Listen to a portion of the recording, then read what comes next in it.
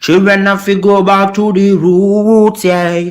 None of them can hide from the truth, yeah. Children have to go back to the roots. I'm telling you now, the truth, the truth. Telling you, yeah, the truth, the truth. You have to go back to the roots, the roots. Go to the roots, to the roots. Yeah, man, you know, this is Benjamin out of the Smiling Coast, West Africa, Gambia, representing for the one and only Abu, the big man you don't know, the Soninke warrior, the man that brings the truth, Soninke warrior, the sign of enlightenment, the Soninke warrior, the righteous and the true African. Abu, reveal the truth to them, you know, no matter how them try run from it, because none of them can hide from the truth, yeah. Yes, we have to dig back the roots, yeah.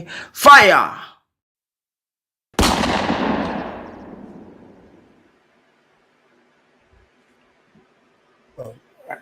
Thank you, ladies and gentlemen. If you're just joining me in, make sure you hit the like. And if you're not subscribed, make sure you're subscribed.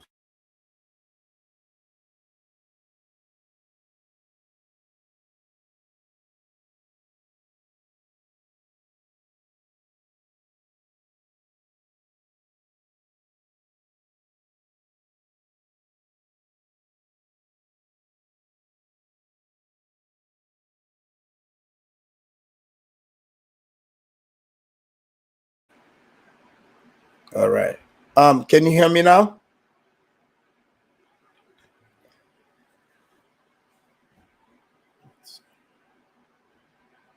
What about now? Let me make sure I fix the sound before I get into our topic here today. All right, perfect. Welcome to the Afridamus Report. If you're new here, make sure you subscribe. Give me a second. Let me fix something here. I'm hearing a lot of sound. Give me 1 second.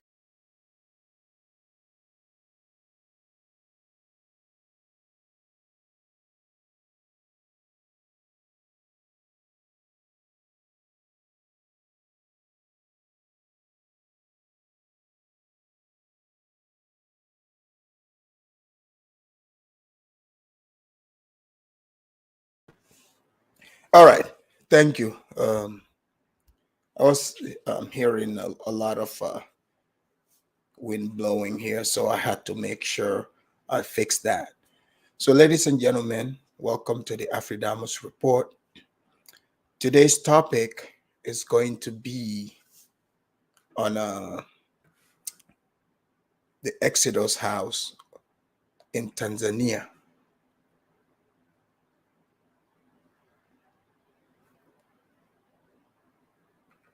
It's going to be about the Exodus house in Tanzania. What about now? This is Africa. Can you hear me now?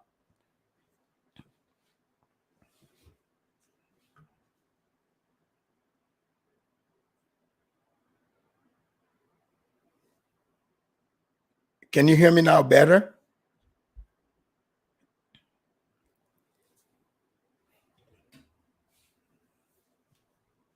All right, good. Because I don't want to start, without making sure everything is intact. So, ladies and gentlemen, if you look at it over here at the Afridamus Report, all of you know what I do is I take videos put up by people themselves. We analyze it.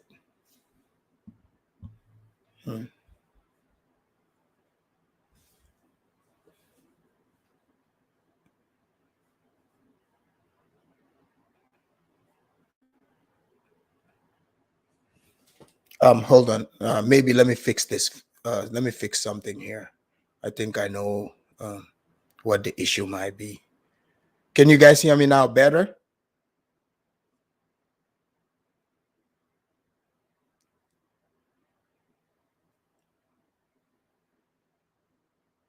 Hello, Lani. Welcome in the house. And people, let me know if you can hear me better before I keep going, talking without you guys not hearing what I'm saying. Okay, perfect. So just like you see the headline.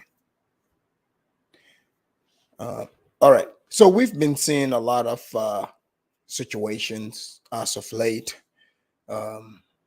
We have the Gambia situation where several African Americans have gone to the Gambia, but a few became much louder. But this contingent, they're all led by women. So that right then and there is telling you a cultural difference. I know many people want to base things in skin color, but that's not what it's about. I can tell you right now, culture, character, and all that plays into it.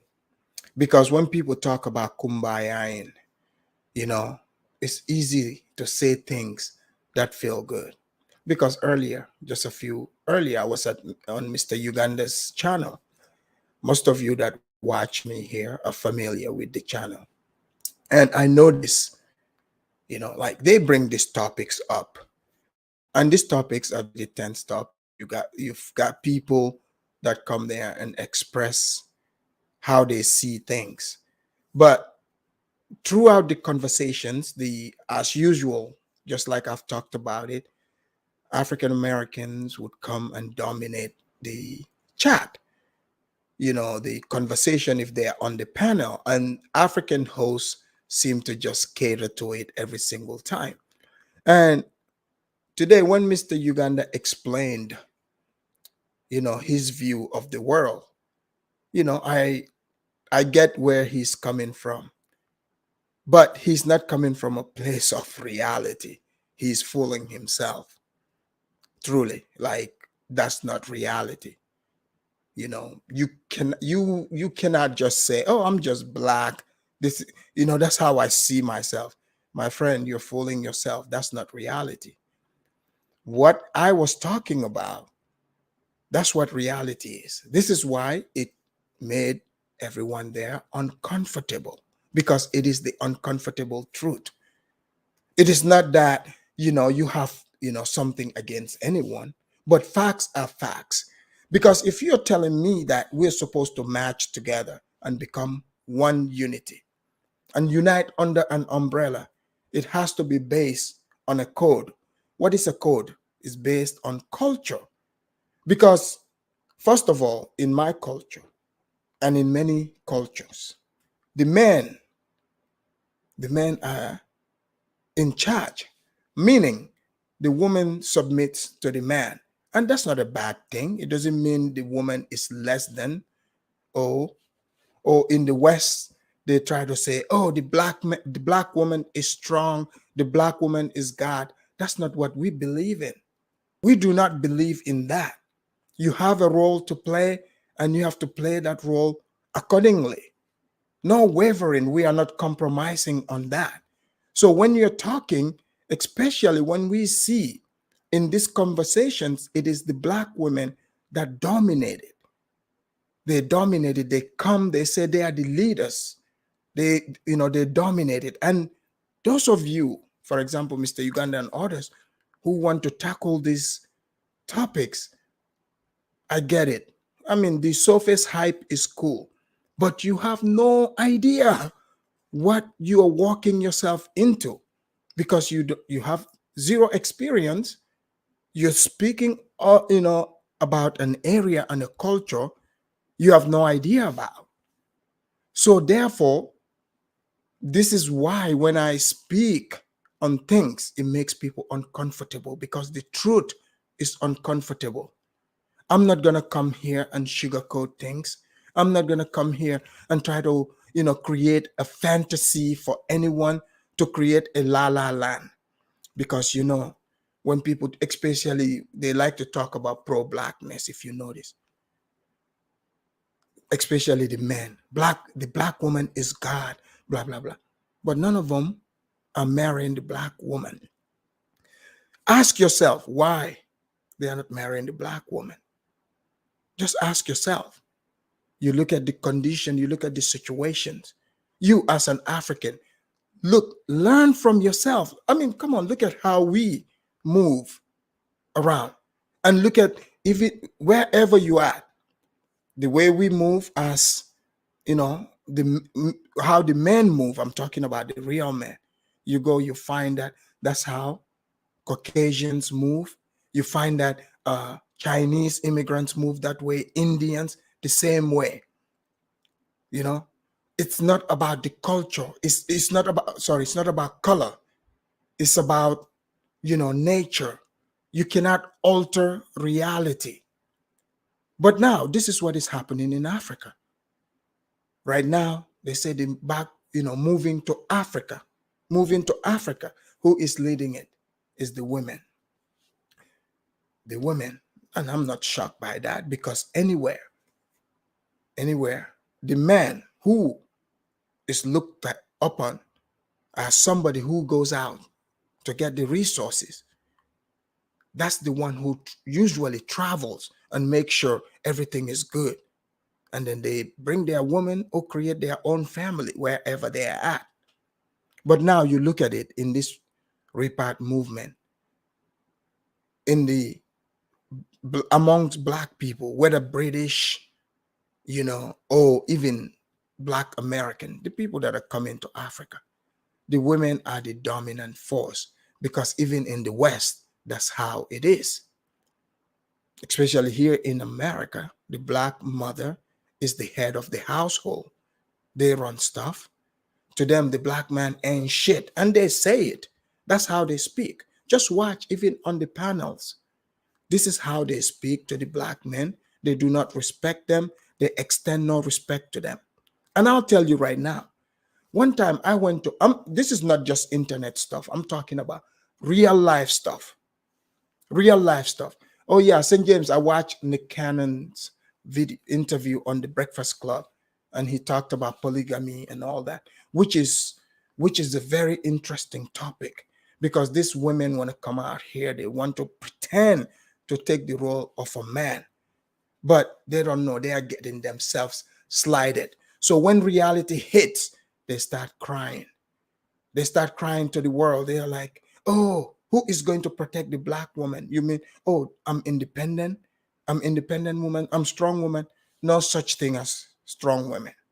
Let me repeat. There is no such thing as a strong woman. Only where weak men exist. The only time there is a strong woman is when weak men exist there.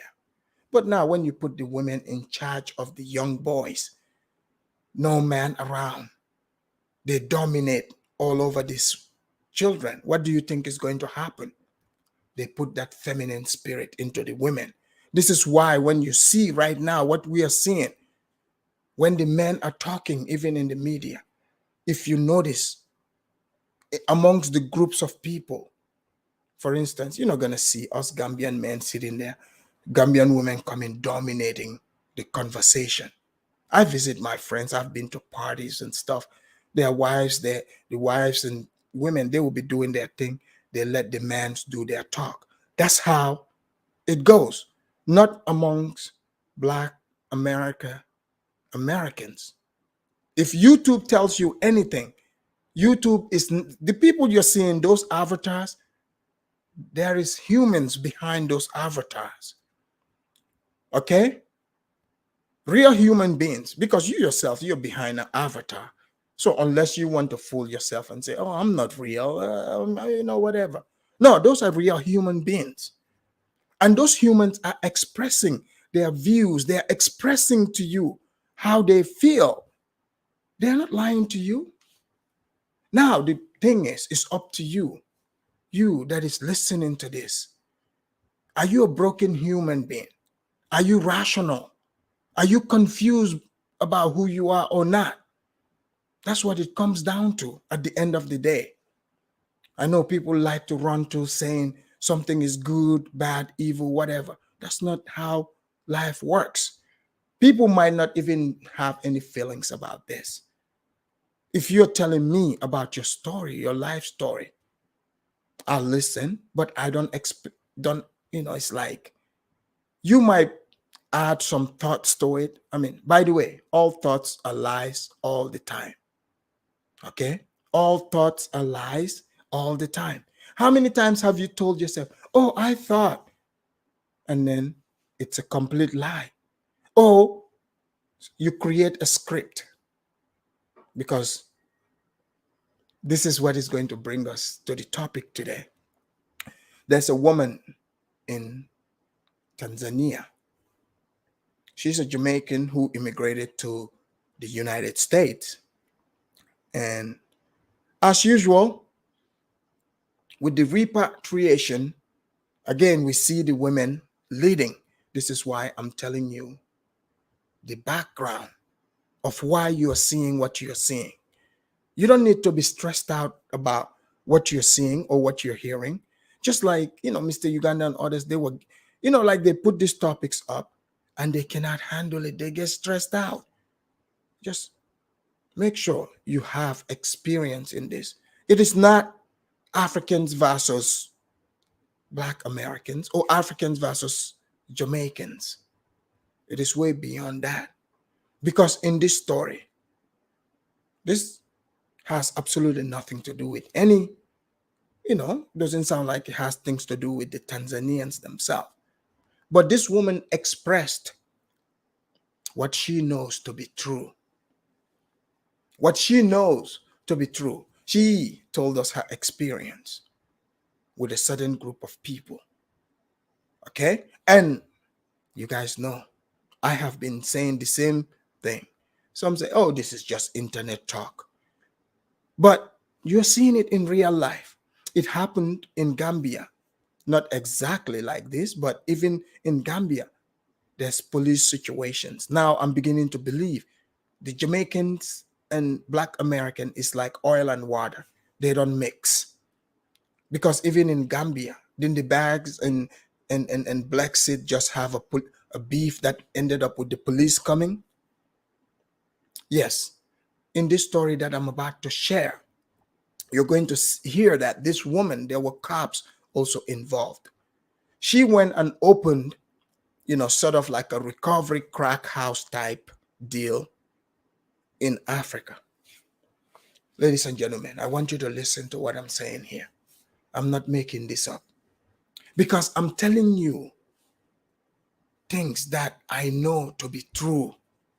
I'm telling you about things that are factual, because I have seen these things play out, and I continue to see them play out even right here in America. Have you ever heard this phrase, leopard cannot change its spots? And this is true. You cannot all of a sudden you're something, like, let's say, if your character, you have problems, you always create problems, because us, the humans, we are the X factor. It's not the external forces, because truly, let's be real, I know this. You have no control over how other people are going to act. You have no control over other people's behavior, not even your own children. Not even your own children. You don't have control over them. But all you can be is an example, and they learn from that. So the example that your children pick up, what you show them, they're going to think that's what reality is. So if you create a reality that doesn't go with what is really happening in real life, that idea is bound to crash and burn. And that's what we've been seeing. That's what we've been seeing. So this woman opened up a place in Tanzania, and she wants to be the pioneer, because, like sort of like an organizational thing, and she opened this place and she called it the Exodus House. And I to be quite frank, I didn't know anything about this woman. It was one of the subscribers here. Thank you for sending me this story, and you wanted me to elaborate on it, and I'm happy to do that. I started watching a little bit about the video, but before I even got the chance, I saw the unapologetic Negropean made a video about this. But the unapologetic Negropean was pandering to African Americans, in my opinion.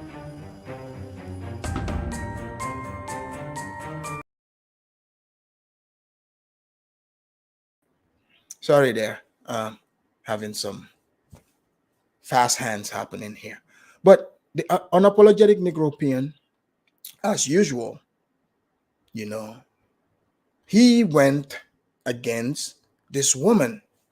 He totally dismissed her her experience. He went as far as saying Africa, Africa needs diasporans. Without diasporans, Africa, basically we are doomed. I mean, I would have believed the Negro, unapologetic Negropean, you know, if what he's saying, he said, oh, the Black Americans are the most popular Black ethnic group. Okay. If you're talking about dancing, jumping, and singing, sure, they are known for that. But beside that, what else? Can they build skyscrapers? Can they cook? Huh? Can they teach people about fitness? Are they engineers, doctors? No. I'm not saying as individuals. That's not what I'm saying, because some people like to conflate it. You would see someone come, oh, Afridamus said there isn't any of those. No, I'm speaking as a group, because he is trying to group people.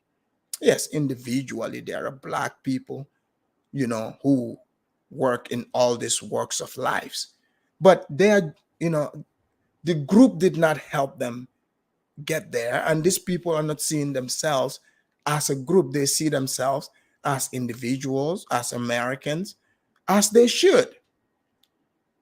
But he wants to speak on behalf of those people. And the truth of the matter is, here in America, yes, there are these fake Pan-Africanists, the Dr. Umar sections, the Tariq sections. They like to create this idea in your head that there is this big Black community enclave where Black people can come together and build it, blah, blah, blah. That's not happening here in America. We are not seeing that happening. So how can you tell us that you can come to Africa and do that? How can you say without you, Africa is not gonna move forward? But long story short, the unapologetic Negropean, he criticized this woman. I don't know why. I don't know. I just know as of late he loves pandering to the Black American community. I have been seeing a lot of people doing that. And these people don't live in America. They don't know much about America. But they are looking at you on YouTube, your sensibilities. They see that you like being fluffed up. You like hearing good stuff. If you hear something you don't want to hear, you start going crazy. And by the way, earlier on Mr. Uganda, I heard a woman who was very obsessed with me, Mickey Taylor, talking about me again. And she wants people to put up a GoFundMe.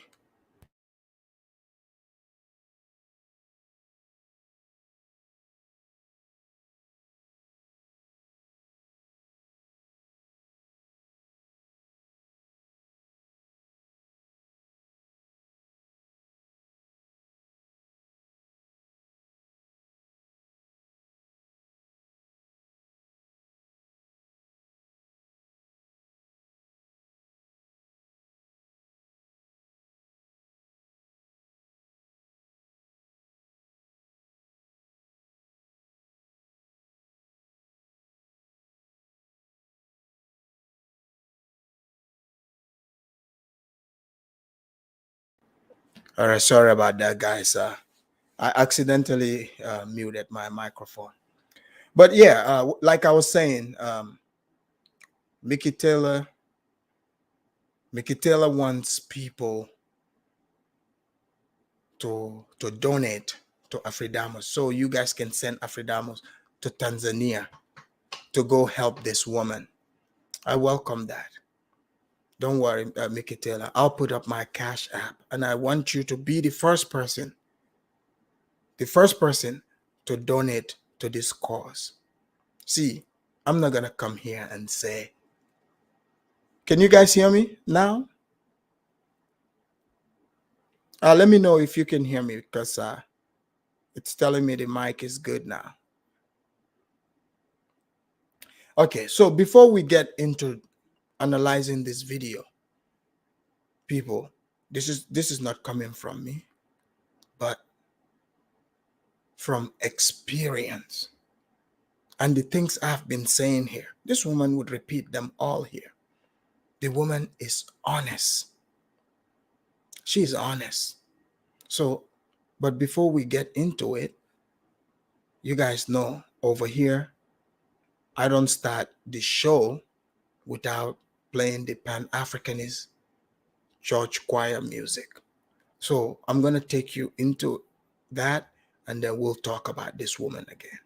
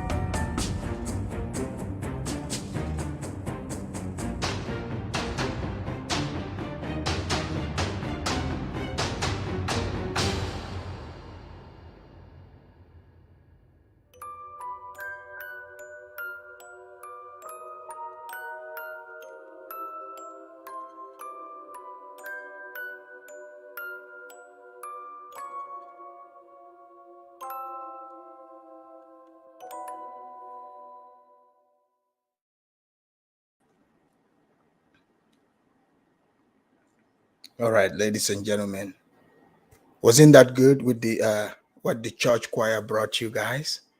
Because if you look at it, you see how the Africans are packed in the trucks. That's how Africans enter the European countries. The Africans got to go through the Sahara Desert. They have to be put in chains and cry. But the blacks, they fly in, and still they demand things. But let's hear from this woman who, she's not just on the internet, but she's going to be telling us what her experience is. But before you do like the unapologetic Negropean, downplaying this woman's experience and calling it hate, let's hear what she has to say. Let's hear her. And I'll be fair, and we'll analyze it according to what we're hearing here. Hey, how y'all doing? I know you haven't seen me in almost a week. I have been recovering from the plague. I know you see this here on my face. I have a condition called shingles that I've had since I was 12 years old. It's the nervous system, my nervous system, when it can't take too much stress or too much of anything, it flares up. But in any event, I do look like I've been through the worst, because I have. Jojo and I have been sick for over a week since we came back from Arusha. And I know a lot of people have been sick as well. but and Jackson has been sick, but we were still like working through it. But anyway, the description of this video is pretty much what it says. Like, I'm just completely disgusted and discouraged. Did you guys hear the word she's using? Disgusted, discouraged. These are pretty strong words. But hey, she, like some people, like someone said in the chat, yes. See, people like her or he or she, they have common sense. They know the woman is not saying all African Americans. But you notice the ones that would come and, complain. It's like if you throw a stone, if you pick up a stone and throw it in a crowd of dogs, the only one that's gonna howl or bark is the one that you hit, a hit dog. So if you talk about people that live like this, they're going to be mad. So that's why they can relate to it. Let's hear more about this woman. Beyond all belief of doing business with African American people. I am so tired of being abused, and I'm tired of not saying anything because they believe that I'm on YouTube, so I can't, I don't want to destroy my business. And did you guys hear that? Where else did we see this where people are saying they don't want to do business with African American or Black American? There's some of the things that I have been telling you guys. You will see that Afridamus is not lying. This woman herself, she immigrated as a child from Jamaica to the United States. She has strong affinity for African Americans. She loves African Americans, and the people that go there are African Americans.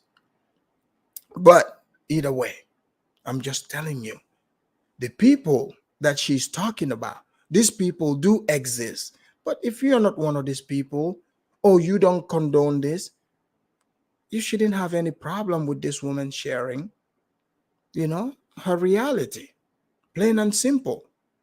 And she's not saying anything that we haven't seen. Didn't we see the same situation over in Gambia? It's happening over there. Same thing. You see the Bag family. How many employees did they circle through? They cycled through them. Like, do you think that's because those people are not doing the job? No, because they are terrible with people. The people skills is lacking. They want to take advantage of people. And that's what she's going to be talking about here. You cannot build on that. No loyalty. But I am so. Let's see. For Black righteousness, do you love us, Afridamus? Oh, absolutely. Look, I've done something that a lot of Black men in America, they say lip service. They've never done it. They say the Black woman is queen, the Black woman is this, but they've never married one. But Afridamus have married one before. Okay? I have married a Black American woman before, just so you know. So you cannot say there's any type of, hatred or whatsoever. This is just reality. I love Black people in America, just so you know. I love all people, by the way.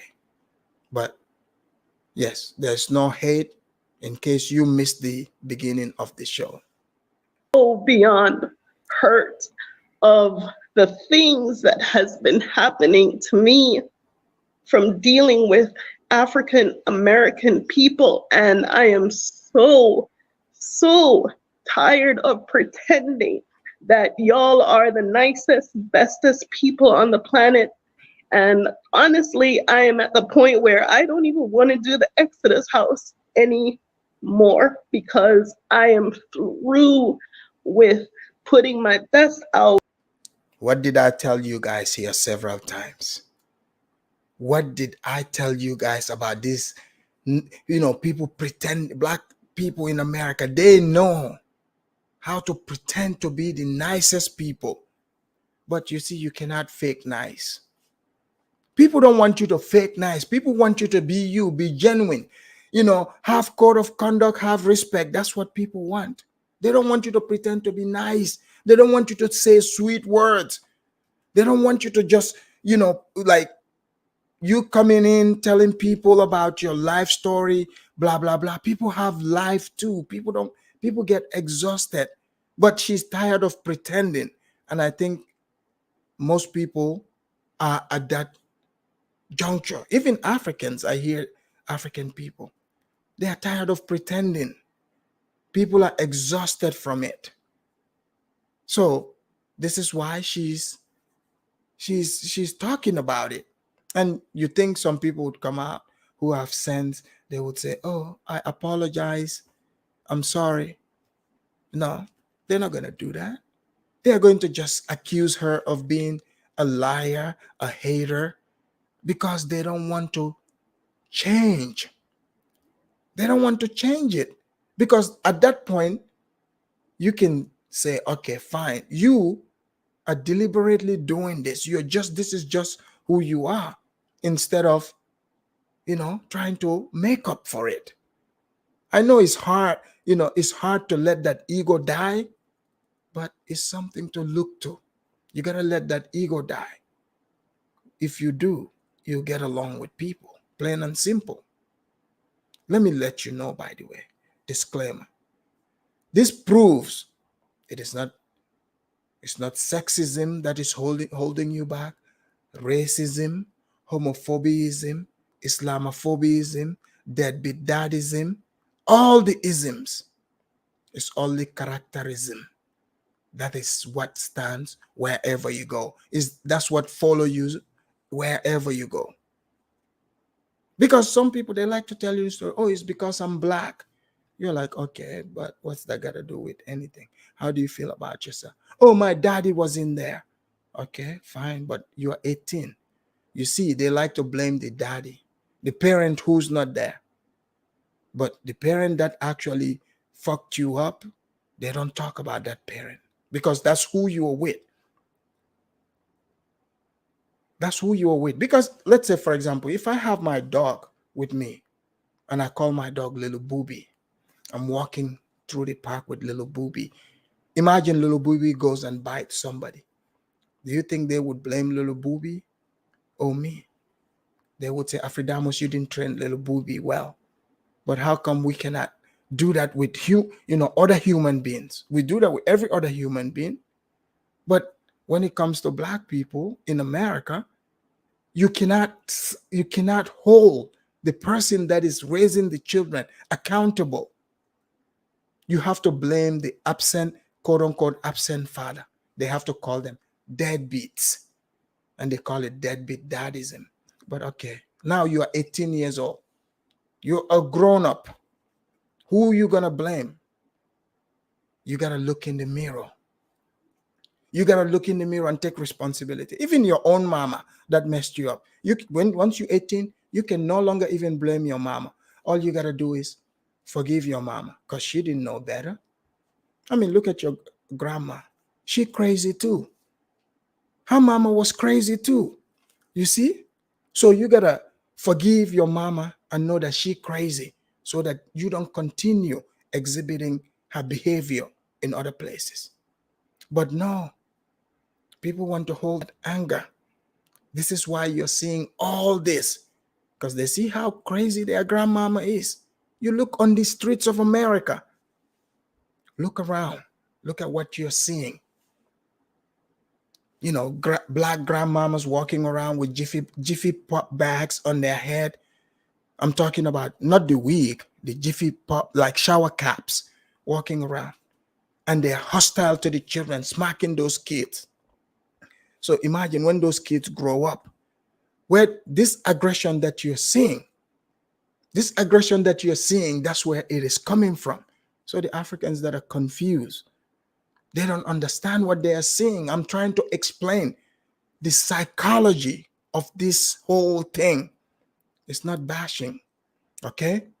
It's not disrespect. You guys say you want to know Black Americans. So I'm telling you, Slayer James, let's see. Slayer James said, if either parent abandons their kids, it leaves a lot of trauma. Yeah, but the word abandon is relative. Because see, in America, the women have the power. They would take the children away from the father and the system would back them up. Yes, you're right about that. Children need their natural parents, both mommy and daddy. You're right about that. But now, since that is not the situation, we have to talk about what is currently happening. So, this woman, what she's talking about here, she's describing what happened to her and who did this. By the way, we're having the chance to analyze what is happening on two different coasts. One is happening in the east coast of Africa, and several situations are happening in the west coast of Africa. One thing I noticed, the two West African nations that starts with G, Ghana, Gambia, that's where all the drama unfolds. But today, that's not about them. This is about Tanzania. Let's hear more. Let's hear what happened to this woman and who did it to her. Let's find out. And giving my best to people who have nothing and who come to me for help. And all I'm getting is abuse in return. Like this, the latest incident is just like one of the most horrible things I've gone through, and being sick on top of it. It felt like these people are either doing the work of the devil or I don't even know, but I wrote down 6 incidents here, right? And the reason why I felt it's necessary to do this video is because a lot of people have been leaving nasty comments because they just show up at the Exodus house. They want me to help them. They want to call all hours of the night, 9, 10 o'clock at night. No. I swear. Doesn't it really? Okay. This sounds like he's dealing with crackheads. Doesn't it sound like she's dealing with crackheads? But they say they're going to build Africa. Let's hear more of this. This is what the unapologetic Negropean was, talking against. This woman is letting us know there's a possibility they're bringing crackheads over in Africa. So you see, if you're African, you're living over there in Africa, you've never had dealings with crackheads. You've never had dealings with the American Jezebelian crackhead. You guys don't know this. One time I drove through the hood, people. I drove through the hood. This is many years ago. I was in my blackness at the time. I was driving a Chevy Impala. I owned a Chevy Impala at the time. So I'm driving. So my phone, somebody called me, and I pulled to the side to answer the phone call. And I'm talking. Next thing I know, I just heard my door slam. Boop. And I looked, and there's this crackhead jumped in my car and shut the car down. I was like, hey, man. I said, man, get out of my car. She's like, oh, you made me miss the bus. You were parked for me. I was like, man, you better get out of my car. I'm parked here talking. She and the crackhead, the crackhead held me hostage. The crackhead said I had to give her $2 for her to get out of my car. $2. So I gave her 5. I was like, man, you better get out of my car. So this is why I keep telling you guys about driving through the hoods of America. You guys don't understand what I'm telling you. I'm not making these things up. I have seen these things happen. And when I heard Mickey Taylor talking about, oh, Afridamus lives in Tacoma, oh, blah, blah, blah. She don't know what she's talking about. She has no idea. but I would still welcome her gesture, because she said she wants to put up a GoFundMe so that you people can send me to Tanzania to go help this woman. I'm open to it. I'm open to it. But let's hear what she has to say. No appointment, no nothing. They don't know nothing about my life, right? It's been very hard to be in Africa by myself with a kid. It's been very hard. You see, this is the norm in America. Now, okay, nobody told you to go to Africa by yourself with the kid. Where is the baby daddy? You see? Where's the baby daddy? This is what is normal in America. So she goes to Africa. She's saying now she's gonna try to gather sympathy on that front. Yeah, it is hyenas taking advantage of hyenas. Doesn't it sound like it? The hyenas, they pacify you until you drop your guard, and then they pounce on you. Haven't you seen the Animal Planet? You want to tell me you didn't see the Animal Planet where the lions would come, especially the lioness, the female lions? Because, you know, at the time, the lions, Simba, they like to relax in the hot African sun. And the lioness goes out to catch the food.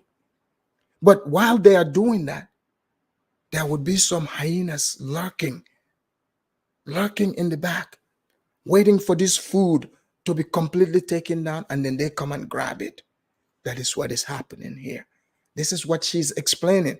But her herself have a hyena mentality. This is how she had to end up with the hyenas. Because we have to ask the question, where is the baby daddy to that child? See, this woman, they do this all the time. They take the children away. This is not the kid's decision, by the way. They take the kid away. They start feeding, the kid's head with lies so that the kid would hate the father. The reality is kids love their father. And always, the fathers always love their kids. I've never seen a father that doesn't love their kid. But it's the mother that puts poison into the child. She took this child all the way to Tanzania. And now she is complaining. Let's hear more of that. No, I make it look easy. And I know that house came together like magic, but it was not magic. There were no elves. There was nobody holding my hand through the process. I didn't come home at night to no man who said, baby, it's going to be okay. I didn't have any of those reassurances. The only thing I had was to hold on to my faith and hold on that I was doing the right thing. Did you guys hear what she said there? I'm not coming home to any man. It means she is lonely for a man. See, this is what we have to establish one thing. This back to African movement, all this. This all stems from hatred for white people, hatred for self, all disguised in self-discovery, trying to find my spiritual chakras over there in the motherland where we used to live. Over there in the motherland, there is no crime. There's no white supremacists. And then these same people, they go over there, they see one white person, they pretend to freak out. You're like, when I see the videos, I'm, quite frankly, people, because I know other black people that I'm friends with. In fact, I show them these videos. They are like, I said, I'm embarrassed for you guys. They are like, we know. I said, because these people, the problem is now, before America could hide all these problems from the rest of the world, they just show us like the cool black people doing music, the cool black people playing sports. So if you're naive, you're gonna think that's what it's like in America. That's how all the black people are. No, That's not how it is. There is this section, there's this section of the hood mentality coming to Africa. Because think about it. Take it for yourself. You, as an African immigrant, whether Europe or wherever you are you having this type of beefs with other Africans where you guys are just, you have to go there and take advantage of each other to a point where cops get involved and all? That's never been my experience. I don't know anyone whose experience has been that. You just go there, you're ready. You're ready to do it for self. No one sent the letter to you for you to come to Africa. It's a personal choice. So you have to be ready for it, and go there. But if you're acting like you're being a savior, it's going to attract a certain group of people. And you cannot be mad when they show up, because they will. She's going to talk about the people she's talking about sounds like Hebrew Israelites, because they like to travel light. And when I say light, really light, no money light. Okay? They like doing that kind of stuff. And these people sound like Hebrew Israelites. But let's just keep going. By the people who needed it the most. Okay? But at this point in time, I don't see why I did all of this work for it to only take me to a place where I'm disgusted and discouraged and undermined at every opportunity, at every chance someone gets, that they find a way. Like, maybe the house is too much for me. Like, I just came and I have this thing and they should have had it, or I don't know what it is. Okay. And yeah, I'm emotional and I'm hurt and everything because it's too much. And at this going forward, people, I know this is going to upset a lot of people, but see, women are not built for this. They are not built to hold these leadership positions. They are not built to be the pioneers. Because you see, how many things has she told us? She is feeling broken, lonely. She wants the comfort of a man there, because that's what nature calls for, you see. But in America, they say, I'm an independent woman. I am a strong woman. Sure, you're independent and strong until you go out, take them out on a date. Yeah, you take them out on a date, especially a black woman. If you take them out on a date and you don't pay, no, you ain't getting no action, and their face would change quick. Just letting you know. So no such thing as independent. It's all a facade. Know this. I have said it before. I have people to help you to find a house if what you need is a house. You can book the house, but you cannot book me, because I am done with putting myself out there and for it to backfire in my face. Do you guys understand this woman? What she's saying, there are a lot of people, especially women, that come out and do this. They would put themselves out there, and the people come, they start being overwhelmed, and they start pretending like it's the people that put them up to this, when they themselves are the ones that came out and put themselves out to be a certain way. Because I noticed even with the Juliet Blacksit thing, there are land scams. I've had some come, oh, Afridamus, you're jealous, you're blah, blah. Do you understand the definition of jealousy? Meaning, I'm jealous of her, like she had something that I don't have or cannot have. Like, I can go to Gambia, what else is there that she has had to have to scam people? I don't have to scam anyone. Okay? I don't have to scam anybody. So when people speak on things, they're just letting you know, the public know, hey, this is what is going on. So you need to wake up. So this woman, she somehow opened herself the door to this, and it became too much for her. Became too much for her. The last incident was this woman came and said that she wanted to be the house mother. And I didn't ask her any questions. I asked her the basic things. I said, yes, I didn't give her a struggle or anything. She wasn't the best cleaner, didn't know how to do the laundry, none of that.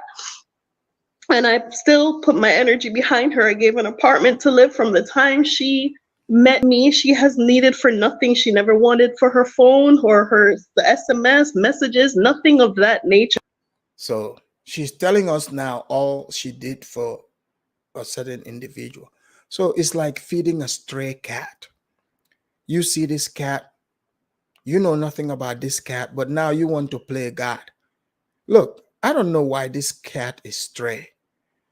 Not my problem. I'm not trying to figure that out. Okay?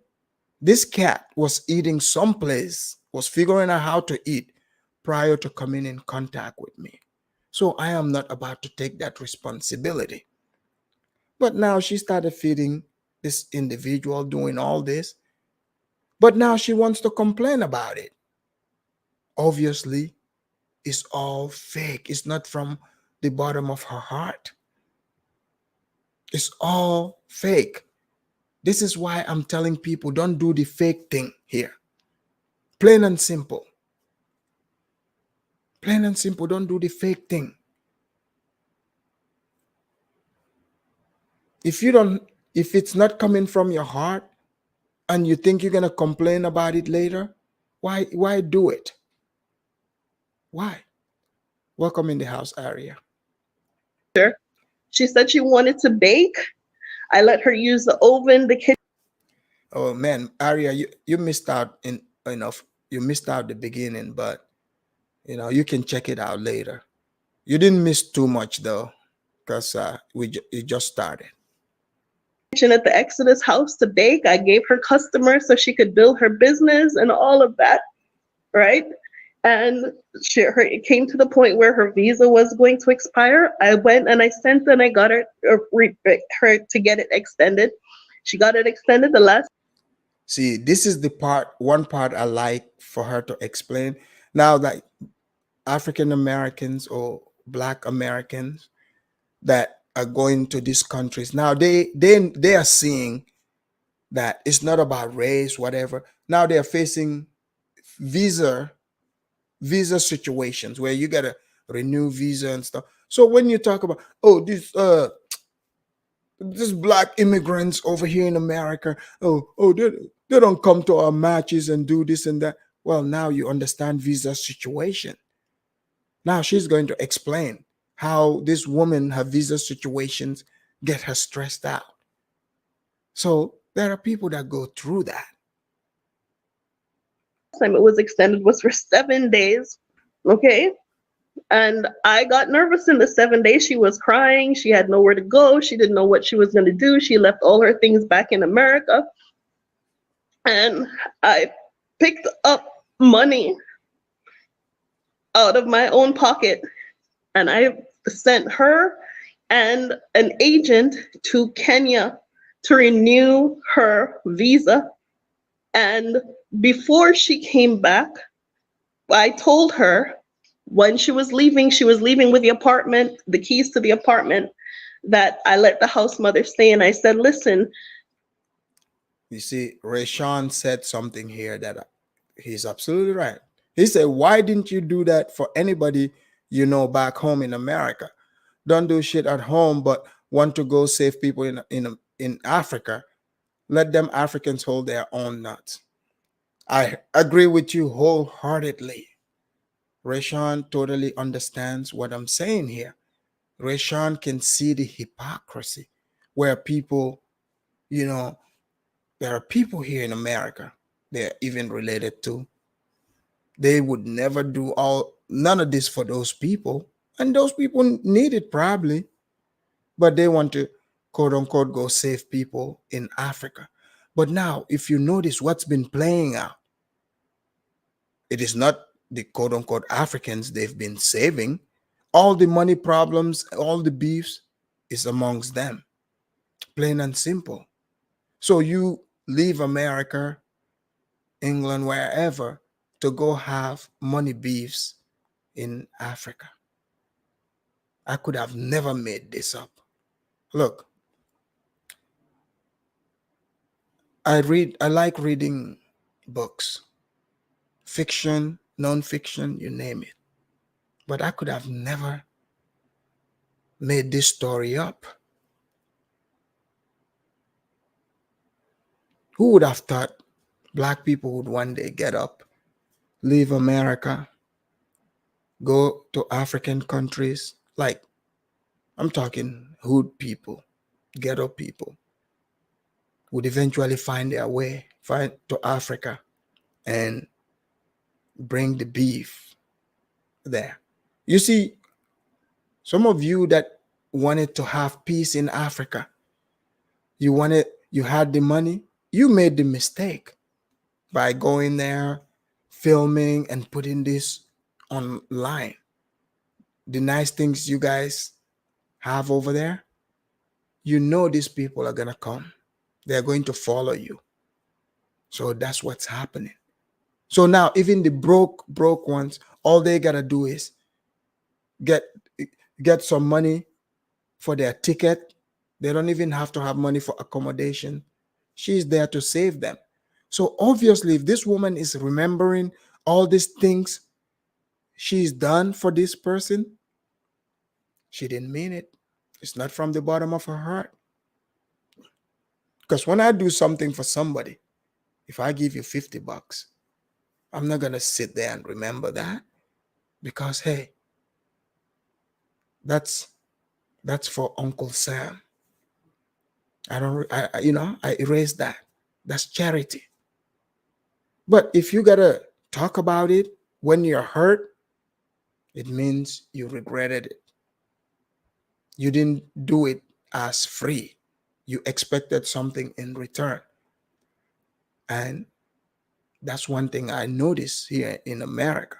I remember when I was new in America, and I didn't have a car, and then got me a little Black American girlfriend.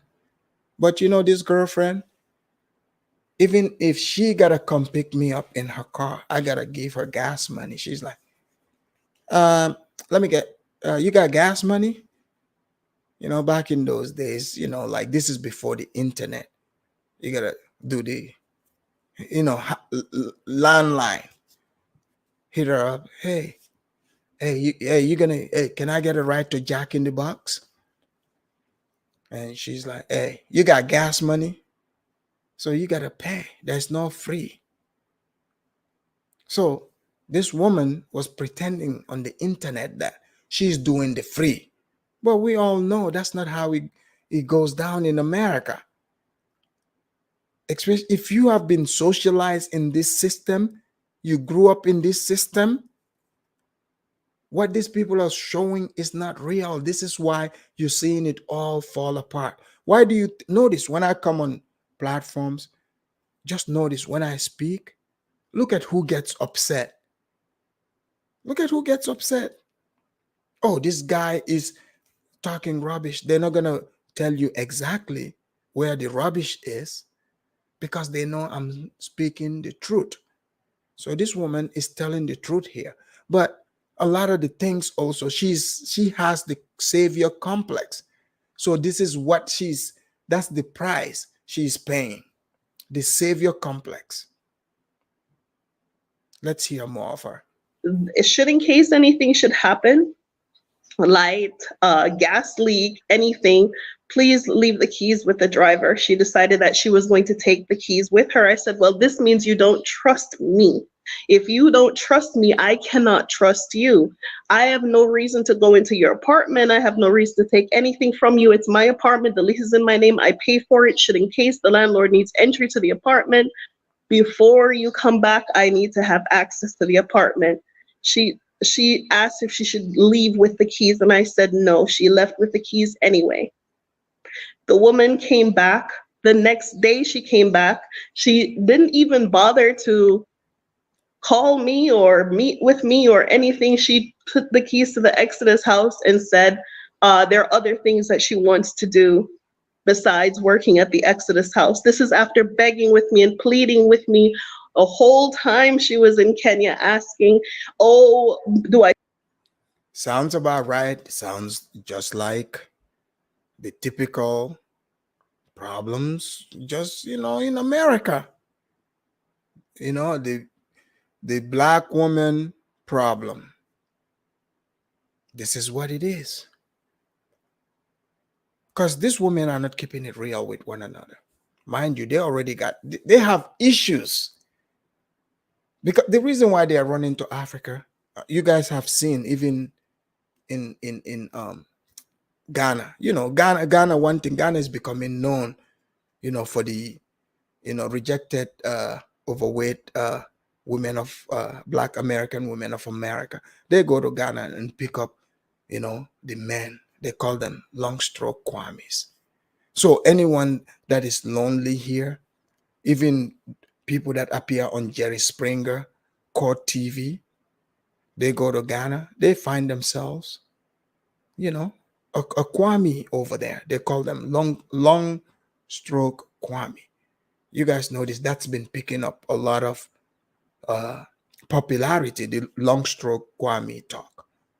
So they don't want to submit to the Black American man. So the Black American men have given up on them a long time ago. Long time ago. DMF, yes, DMF. Let me drop the link here for you. Yeah. So they pick up the long stroke Kwamis, and because there's a woman right now criticizing Ghana, and the Ghanaian people are mad. Some people that have heard her speak, this is not her first time. Can you guys hear me? I still have a job? Do I still have a place to go?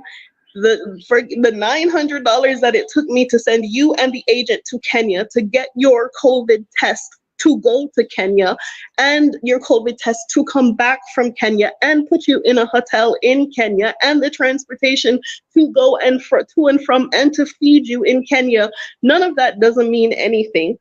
None of it doesn't mean anything. The use of the space and the customers that I've given you to buy cakes, to buy cupcakes, you use up my gas and I don't ask you for a penny or a dime or a nickel for. Do you guys see how all of this is American hood problems? Okay? This is American hood problems. Let's see, Mustafa Kamara says, wow, that's too much. What's too much, Mustafa? Be specific. So she's telling us American hood problems here. DMF, welcome. I'll get you in here in a sec. For any of that, and you think it's okay for you to take from me, a struggling mother with a child, and then she gave this up, by the way. She gave this individual all this, but now she's flipping the story to you were taking from me. She assumed the victim role right away.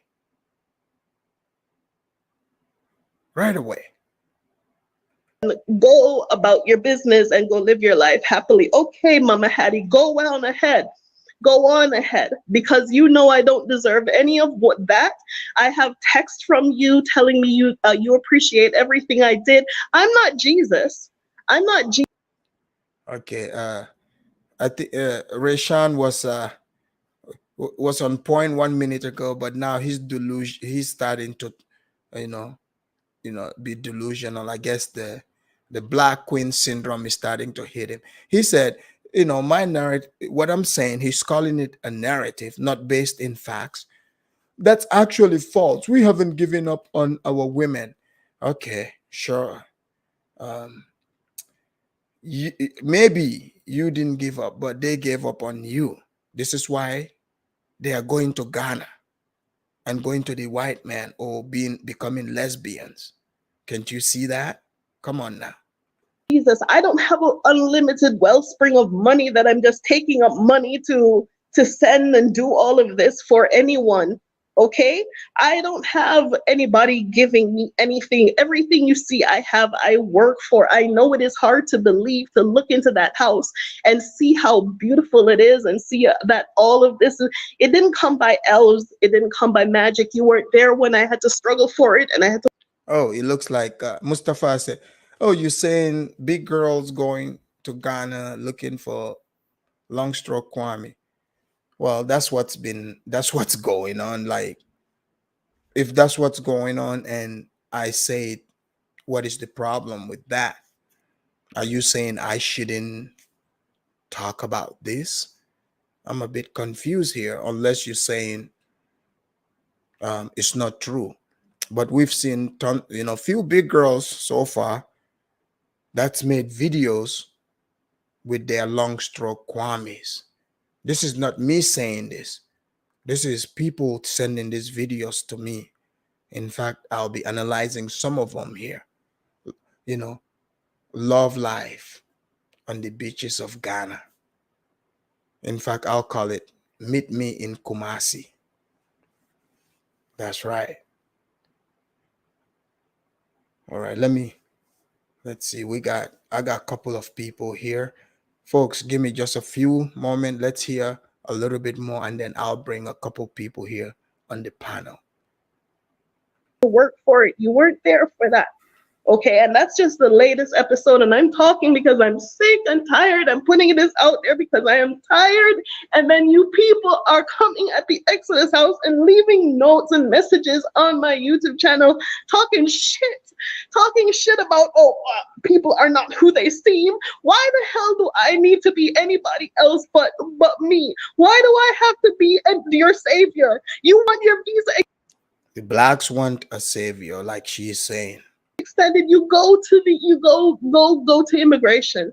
Don't come talk to me. You want the government of Tanzania to do something. Well, guess what? The government of Tanzania is not responsible for you. The government of the United States of America is responsible for you. Go to the American. Say what? You mean the white American government, quote unquote, they ran away from, they don't want to deal with? Are you saying they're still responsible for them? That's shocking to me. Look, that's what I was talking about. The facts versus fiction, reality versus your make-believe world. You might tell yourself, I'm black, I'm this, but you have to realize at the end of the day, you are American. When you're out there, you're going to need the American embassy, just like the white man is going to need the American embassy. So let's just, get back into, get away from la la land and come to reality. I'm going to bring DMF in so that DMF can add, onto what he's been hearing so far and, his opinion, because DMF has some good talking points. Let's hear what he has to say. Hey, DMF, Hello. welcome to the show. Welcome, Mr. Afridamus. Hey, no problem. What you've heard so far, and also, the UN, the Unapologetic Negropean, he did a skit on this a video talking about this. So he mostly, went against the woman. He said the woman should, because he's saying the woman is being hateful towards Black Americans. But what do you think about, especially, people come in there with savior complex, saying they gotta save Africa, but then we see the stories. The thing I have a problem with is people listening to false narrative about what they may hear from YouTube and all these so-called outlets that give out information on what is not really true. Right. And I think a lot of the time, we tend to be very naive in what we I call it selective hearing. You know, some people, I should say, are very selective with what they want to hear and what they want to listen to. You know what I mean? They're quick to want to form their own opinions about something that they don't have no idea about. You see what I'm saying? And, you know. What happened there, DMF? It looks like he dropped out. Let's have... all right, we got Black Righteous. Peace, peace, peace. All right, Black Righteous, you were saying, talking in the chat room. So so let me, where are you calling from? I'm calling from Cali. California. What part of Cali?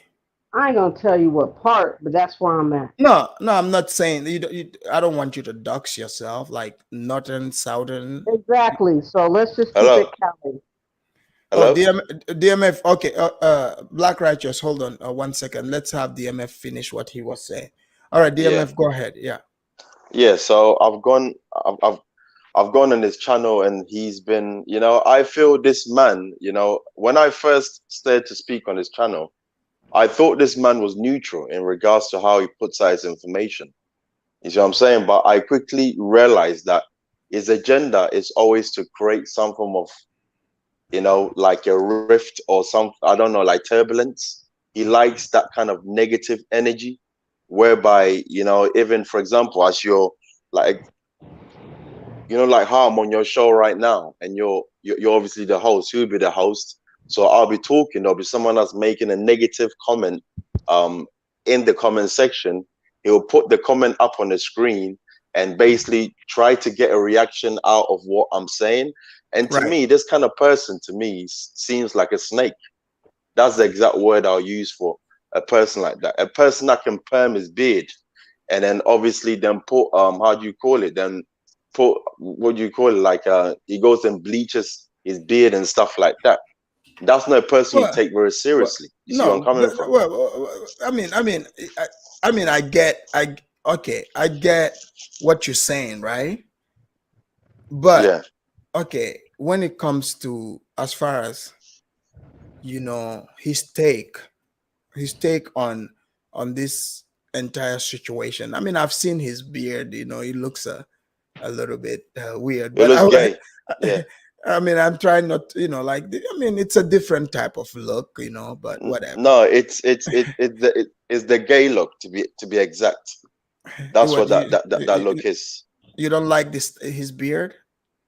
It's not a matter of liking. It's a matter of, I don't know where that came from. Oh, he said he put some shea butter on it. I think he put shoe shine on it, not shea butter. He put shoe shine on it. Right, you know the shoe shine that you used to put on before you used to go to church? That's a shoe shine he put on there. You know, DMF, I don't want to laugh at this, but you're cracking me. Yeah. You're cracking me up here, man. and you know, yesterday I went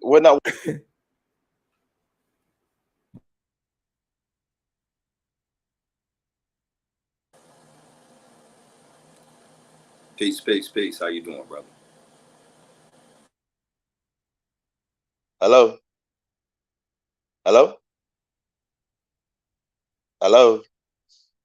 Can you hear me? Your sound is not coming up. Can you hear me? Yeah.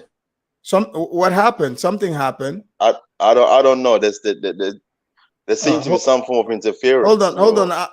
Let me pull you down and bring you back up. Hold on. It was actually. Can you hear me now? That went down. Yeah, I can. Yeah. Huh. Hold on. Something happened to my sound. Okay. Hold on. Let me fix that. Okay. Can you guys hear me? Yeah, we can hear you. Yeah. Loud and clear. Okay. Go ahead. Yeah. So basically, yesterday I went on his channel and I watched the video that he put out. So I put out obviously my take on what I felt the video was about. Lo and behold, I then obviously, you know, as you pull the screen down on the phone, I noticed that, you know, every time I put my comment up, it's always deleted. You see what I'm saying? So I'm gonna read what I tried to basically put on this channel, and I didn't get a chance to do. Is that okay? Hello? Hello? The brother Mike went out again. Hello? Hello? Hello? Hello? Can you hear me? Afridamus. Can you hear me? Yeah, I can. Yeah. Yeah, I can hear you. Okay, so I was gonna read what I left on this comment yesterday. Okay, yeah, go ahead. Right. Okay. So basically, I put there, hello to all.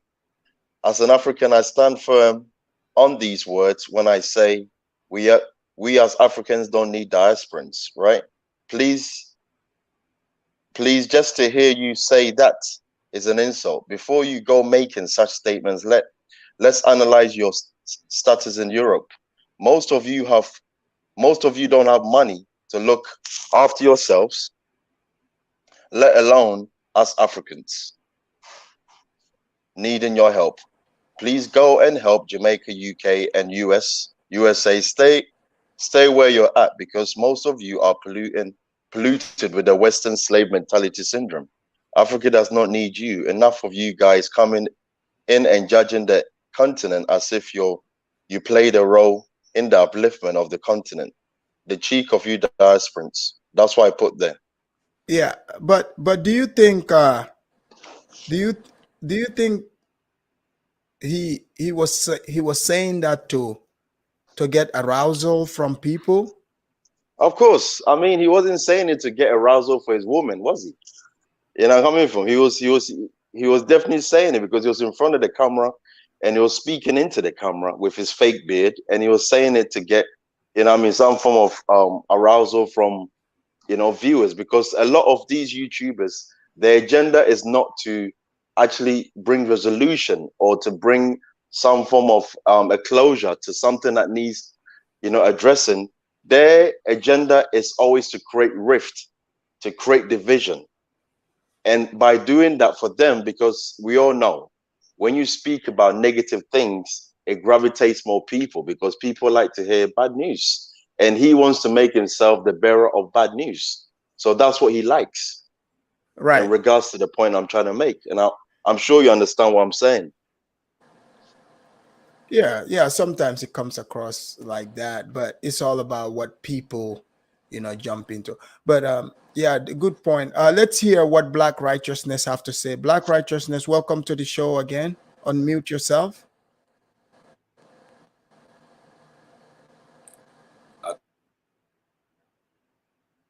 Black Righteous, can you hear me?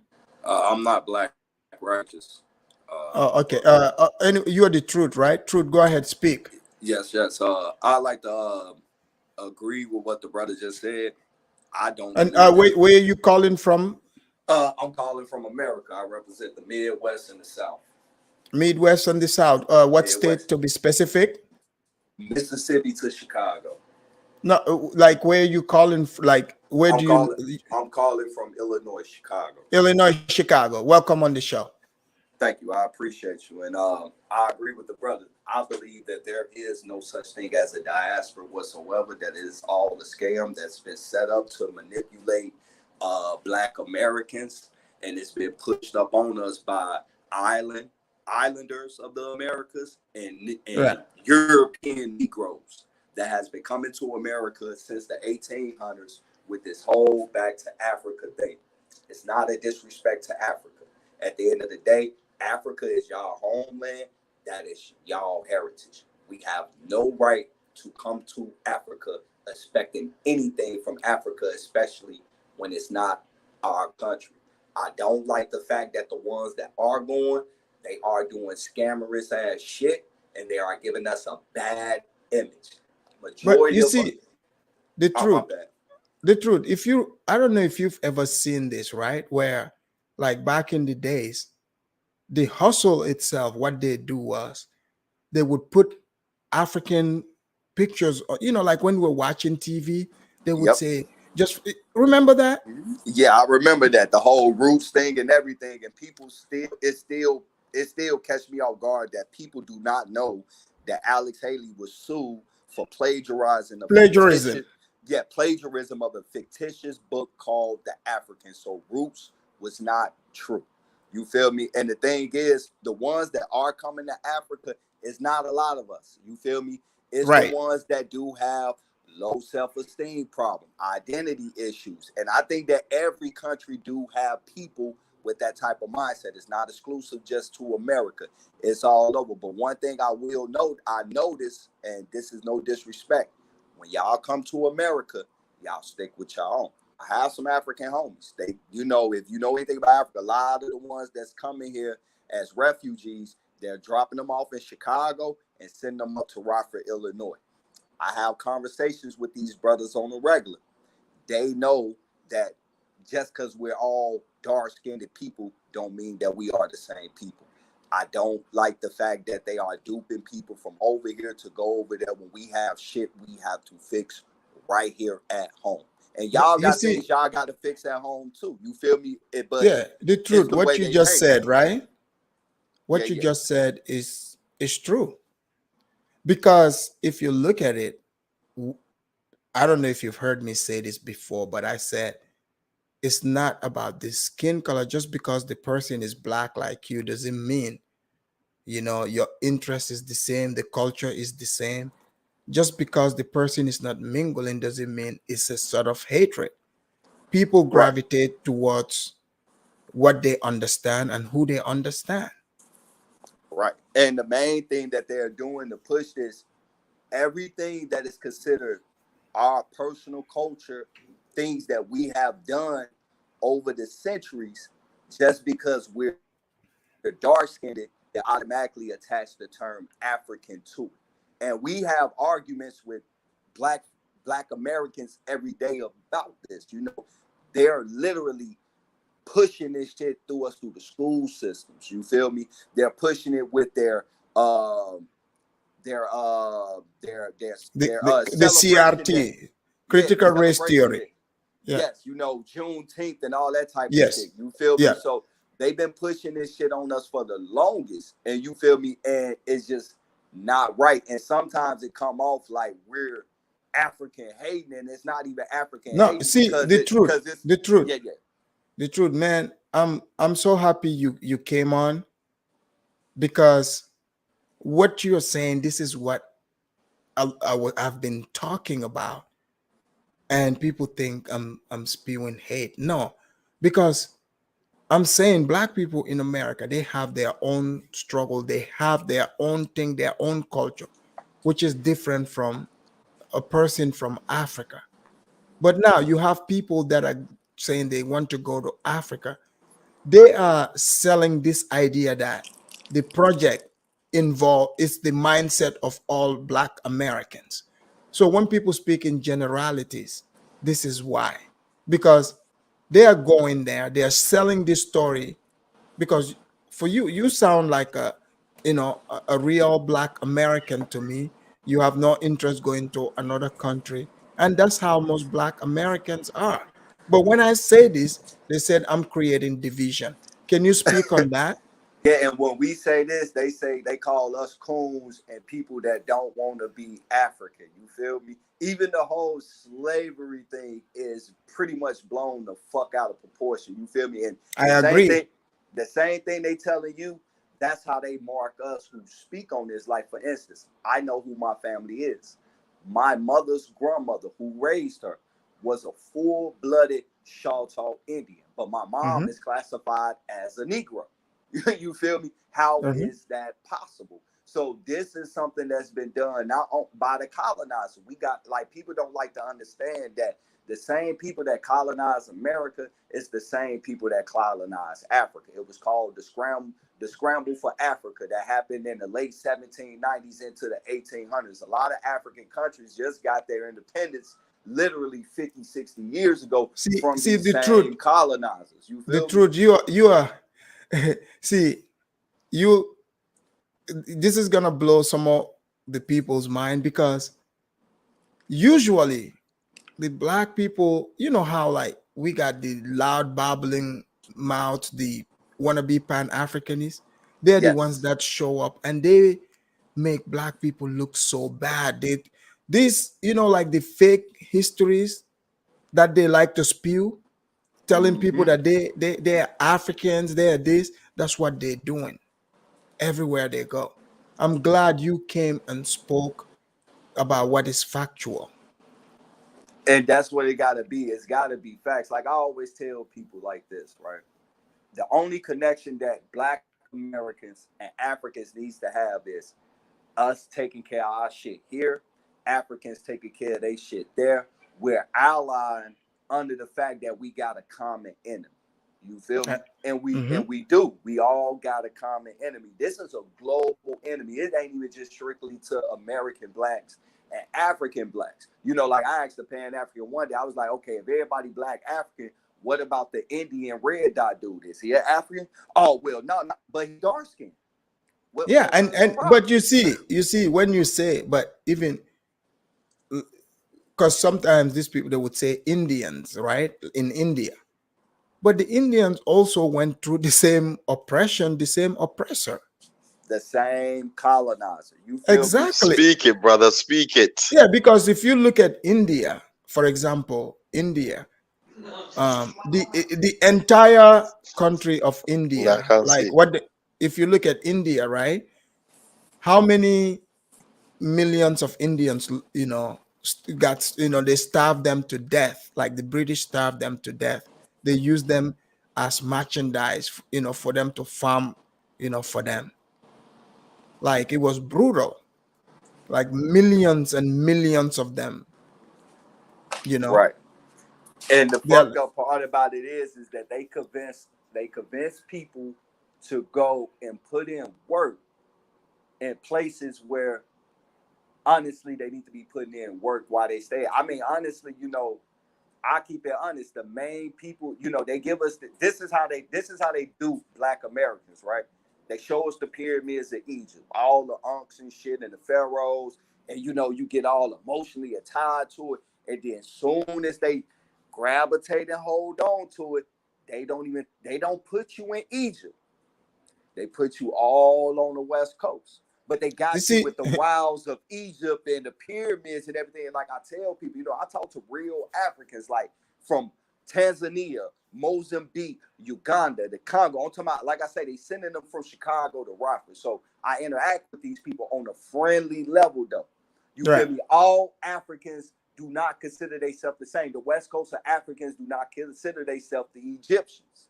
You're You feel right. me? You're So how absolutely are they right. going to show you that you are the Egyptians, but then tell you that you're from, Gambia, Ghana, Sierra Leone? And even with the Sierra Leone, they don't speak about the hundreds of thousands of American Negroes that Britain forced at the initial point, the initial starting point, not over a grace period. The initial starting point, they forced hundreds of thousands of American Negroes that was under the British subjects Right. into Sierra Leone to found that, and then they by default, because not knowing no better, put them in virtual war with real Native Africans, and that's Yep. how I'm able to understand the tribal wars along the west coast of Africa. I see what's going on. These wars has been going on for centuries. What happened that started these initial points? Because when you look at West Africa before the colonizer got in, these were civilizations, mostly Islamic, from what I'm seeing. Right. History. Right. I don't You're know. right about that. And they had strong foundations and knew who the fuck they was and shit. So how was these people able to come in and just take people and take people and take people without nothing happening? So it's been a game by colonizers and sellout ass niggas. That's But what you see the truth, what you just said here, right? I'm glad you touched on the pyramids, the Egyptian pyramids, because the reason why I'm so glad you touched on it, I want the Africans also who buy these stories that they try to sell to them, for them to hear that it's not all the black people in America that bought into these Pan-Africanist so-called stories. See, you figured out the game, because that's how they begin. They sell you Egypt. You get hooked and you find yourself in Ghana. Because there's a big difference between Egypt and Ghana. But people like to tell us, oh, I'm from Egypt. We were related to the king. I mean, yesterday I even had, man, I had somebody told me about their DNA results. How, they told me a name of a pharaoh. I couldn't even believe what I'm hearing. You see? So it's like, people are completely disconnected from reality, from what is real. They don't want to talk about that. And that's the icing on the cake, the DNA part, right? How can they tell you that your DNA is traced to a pharaoh? Did they dig him the fuck up and take his DNA? Like, Hey. it just doesn't make sense. The DNA, and that's been the icing on the cake, because you'll take it and they'll give you shit like this, like, oh, you're 43% Sierra Leone, 35% Benin, and 12% Igbo and all that. But then when you start getting into the real workings of DNA that can trace you to an actual blood relative, all they fucking relatives is right here in America. And like I tell them, if you're really from Africa, you will have at least one relative in Africa that didn't go there by migration, that always been there. And the fact, if you got one, it's going to be more than one, because they're connected to so many people because they always been there. So when we start talking about DNA is good with linking you with actual blood relatives. And for the most part, 80 to 90, because I got a show too and shit. You feel me? And what's you have a YouTube channel? Yeah, I shared your video the other day. It's 111 Truth Searcher. And what we talk about is American history and how we had our identity erased and given to another group of people, and they convinced us that we actually came from Africa, and we didn't. We always been here. The historians speak on it. The anthropologists, we get into the whole aspect. I deal with the linguistic side of it, the cultural connections, the anthropologists, the archaeologists, etc., etc., etc. The Jesuits, cool. All these things. And, yeah, put it in the comment section. I'm actually, what's the name? For Black Righteous. I don't know. I didn't block you. I don't. Come back in. I sent you the link. Come back in. Man, that's good. Thanks for coming in, the truth. Let's hear from KBM. KBM, welcome to the show. Thank you for having me. Can you hear me? Yes, we can hear you. Yeah. So what I wanted to touch upon is a particular subject of the people who are romanticizing about Africa, whether if they've actually been there a couple KBM, times. Where you calling from? Oh, sorry. I'm calling from Oregon. Oregon. Yeah. Perfect. So where was I? So basically the people who either have been or have not been to Africa, it really doesn't matter, but they're romanticizing about nation building, creating their own business, hiring Africans to work for them, this, that, and the other, to improve the situation in Africa. Well, what is the situation in Africa? It's kind of like when you ask, what is it we're uniting on? When people who are coming over, it doesn't matter if they're white, black, or whatever, when they start talking about the situation in Africa, what situation are you really talking about? That's a good question. You know what I mean? Yeah. So I'm gonna take my own example. Okay, so I've been married for 15 years now to my Kenyan wife, right? So I'm from the US. We do have businesses in Kenya, and I guess you could say it's nation building in the respect that we're taking care of our own. I'm making money here. I'm sending some money back. We do have property, or excuse me, we have land, not property yet. And she is running multiple different businesses. So we have more than one source of income that she's managing, and I'm partly managing over here. So the main business that she's got, so I'm gonna focus on that, is a hair salon in the neighborhood that we live in. So she's got 2 full-time employees. She's got 1 part-time employee for when it's busy. and she's thinking about hiring 2 more part-time employees. So there's not going to be a long queue, when times get busy. Because right now it's July, August, it's cold, so there's not that many customers. So you're definitely, it's not about talk. You're physically building things, and you've been going back and forth to Africa for 15 years and no problem. Well, I wouldn't say it doesn't come with problems. And this is what I mean, because when I say no problem, because there's always going to be problems, but right. I'm talking about this type of problem here that we've been seeing lately, right. Starting from Gambia, Ghana, all the way to, what we're seeing.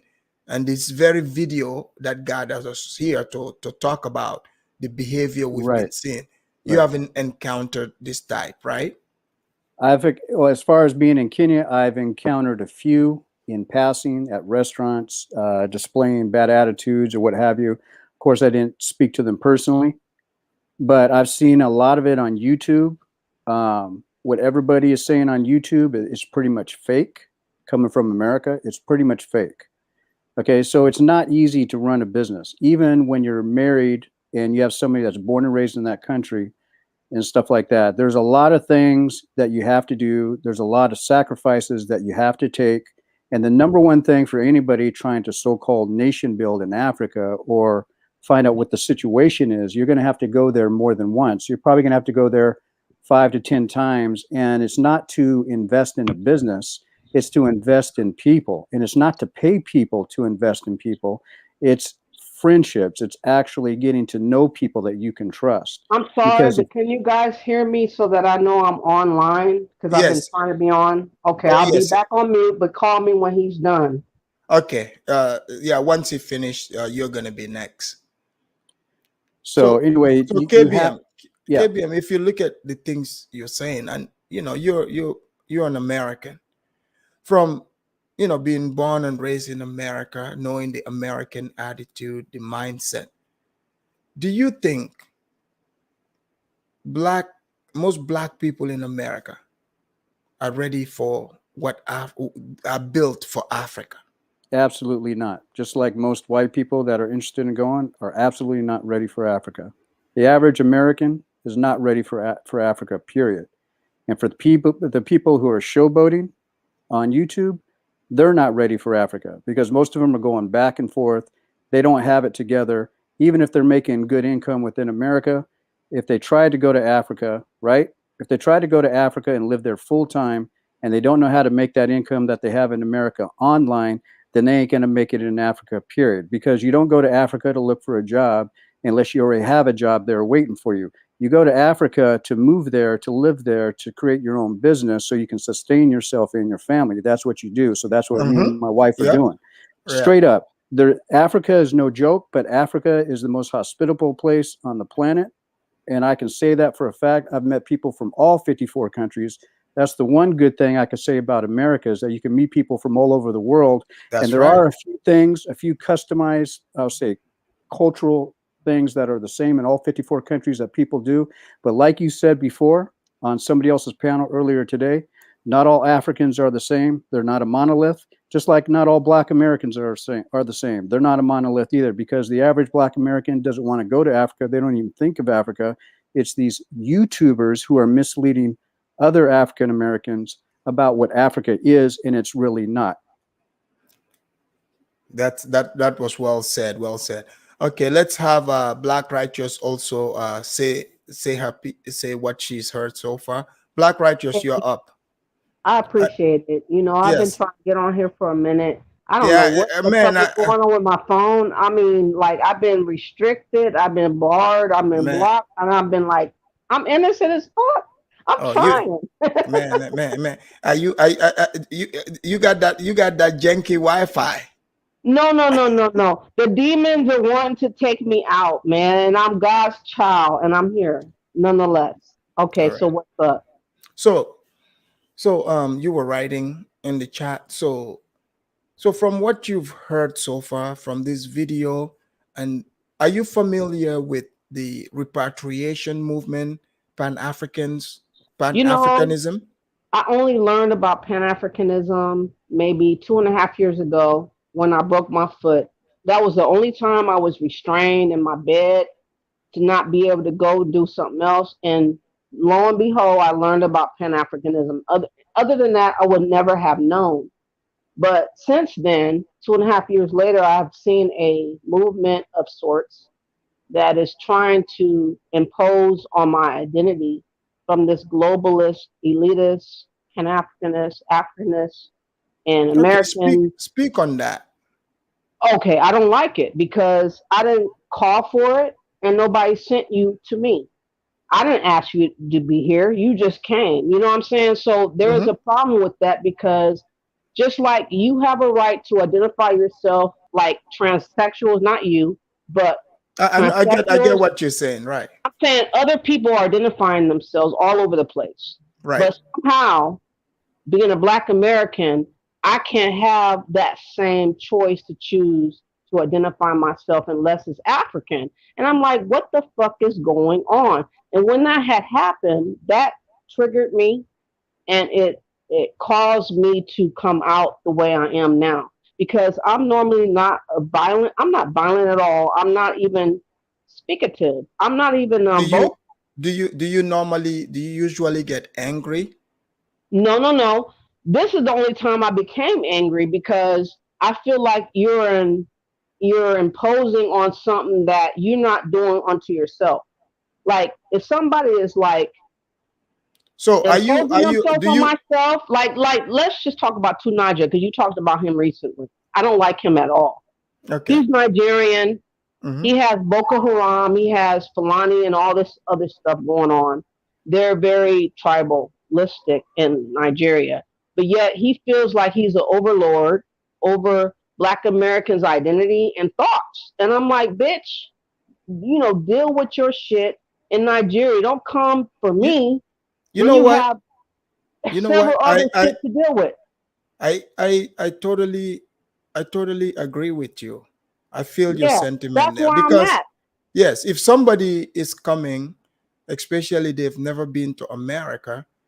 It's not about even coming to America. It's like if you were an Igbo or a Hausa or whatever it is in Nigeria, and you have all this tribalistic allegiance and this and that and the other, and I know you're tribalistic. I just learned how tribalistic Africa is. Actually, I never thought of it ever before. I never considered it ever before. What did you think it used to be? Like I never considered it. I never cared. It's only became an issue when people start telling me you're ignorant, you're stupid, you're a self-hating person for not trying to be what we're telling you are. When they did that, Pan-Africanism, Wakanda bullshit, but what's her name? Bernex Noor, that bitch Wakanda hoe, queen that you know of, and Black X and all these other hoes that are running amok. And they try to like tell us that we're sick in the head.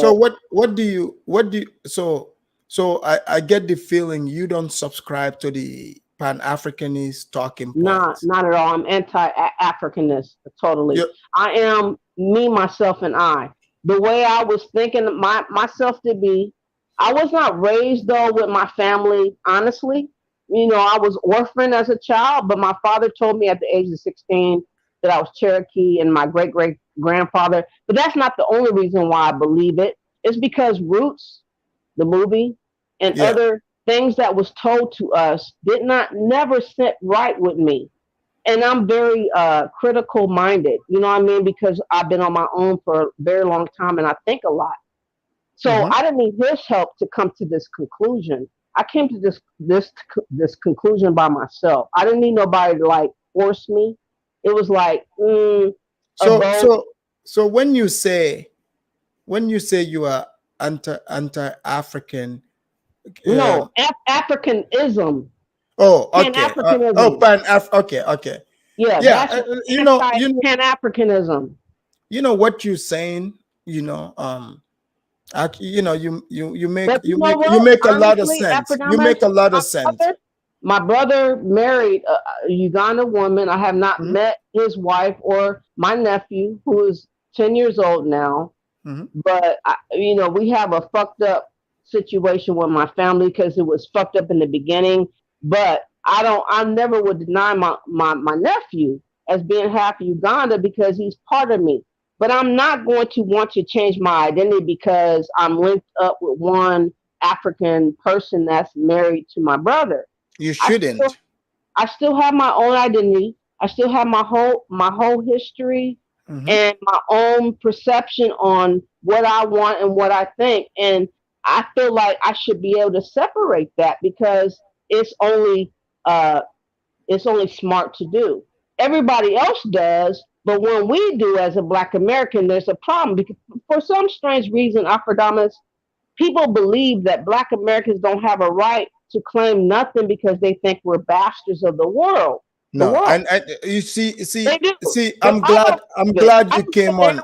Others believe white, Chinese, Black, African, whatever you are, you don't live in my mind, in my soul, whatever spirit. I'm gonna be what I'm gonna be, and you can catch up later. You know, I'm glad you came on because you're right. You have the right, to hold on to your own identity. You shouldn't allow other people to come and tell you about who you are. And I respect that you're standing your ground. You're not buying into this Pan-Africanist bullshit. I have a lot of respect for you, Afridamus. The only problem I have with you because you have been, I don't know how long you how long you been in America. Oh, I've been in America a long time. Now, how long? How many years? Like about 20 years. Okay. You know a lot about Black Americans in America, but you don't know the whole cusp of everybody. You know what I'm saying? And sometimes I think that you just kind of like put your net out there and you claim a lot more than you should. That's my only opinion because I'm like, if you talk to me and you ask me questions, you will know definitively who and what is going on. Because like I said, as a child, I was not like raised by my mom and dad, awarded a court of the United States of America, children's home, foster home on my own at a very young age, 6, 7 years old up until 18, and came out here in California on my own. And that's a very hard thing to do as a female. It's very hard to do. I know. Like I get what you're saying. When I'm speaking, for instance, I generalize things because I'm broadcasting. When you're broadcasting, you generalize, but that doesn't mean all. But sometimes it feels like you mean all. That's all I'm saying. And I don't want to do the same way like you because sometimes people assume me talking my way that I hate Africans. I don't hate Africans. I hate elitists. I'm telling you, I hate elitists, Pan-African Africans, and American African wannabes. I hate those people. I don't hate the common Africans and the common Black folks of America. I don't. I hate only the ones that are thinking they know best for me and others and deciding decisions on us that they're not doing for themselves. And they're trying I just wish a lot of them would have sense like you. Because because what you're saying here makes absolute sense. Why would somebody just allow someone else to come and tell you, oh no, you are not American, you are an African? And I hope you don't go by for that. You know who I hate the most? That simp bitch, that simp police academy hoe, and that Pan-African Strikes Back Again hoe, and that Nakimzi fucking bitch ass mate nigga. Those bitches, all those wannabe Africans or Pan-Africans, I don't respect at all because I feel like they're tap dancing around to get on the good side of untruths that they don't even support, but it makes money. I don't support people that do shit to make money like O'Shea Jackson. You don't like those guys. Okay. I don't like those. Are the Pan-Africanists. I don't like Pan-Africanists at all. None of them. None. Is it? Let me guess. Is it because you see through the scamming? I see that, and I see that they're not leaving to go to Africa and build their life that they're saying and preaching every fucking day. How are you gonna be preaching for 3 fucking years, Dynasty Samir, and you ain't stayed in Africa? You visiting? You visit for 12 days, but you're hurrying back to America. Bitch, you don't have no fucking legitimacy on what you're talking about because you ain't stayed. Look, ladies and gentlemen, those of you that are listening, listen to what this woman is saying. Think about what she just said. Just kick back. You know, she's telling you there are people telling you these stories. They don't live in Africa. They just visit as tourists. Facts. Yeah. And, you know, everything she's telling you, just go look at, you know, what she's saying here. You know, she's absolutely, she's on point. But you they know, feel like we're fucking shitless if we don't believe in their philosophy of going when they ain't gone. And you know that's what? fucked up. Think about Lou Major. Think about his bitch ass at Donna Samir's channel, browbeating Black Americans and scamming and everything. And I saw his ass when he came just rambunctious and fucked up, talking hella shit to us and scamming. And I'm And like, what do you think about Dinah's being calling himself a prince? Do you consider it's him a a real joke. prince? It's a joke. He is a hoe walking on wheels. He is not. He has made himself to be like a woman in a fucking what do you call it? in the strip club. You know what I'm saying? He's a man. He's a male stripper. That's what he is for Pan Africanism. And that's you what know I look what? at him as. If you look at why we're here today, this woman, she went over there to Tanzania. She set up this place, all in the name of blackness and Pan-Africanism. But so far, what you've heard, are you surprised? This is how things are going down.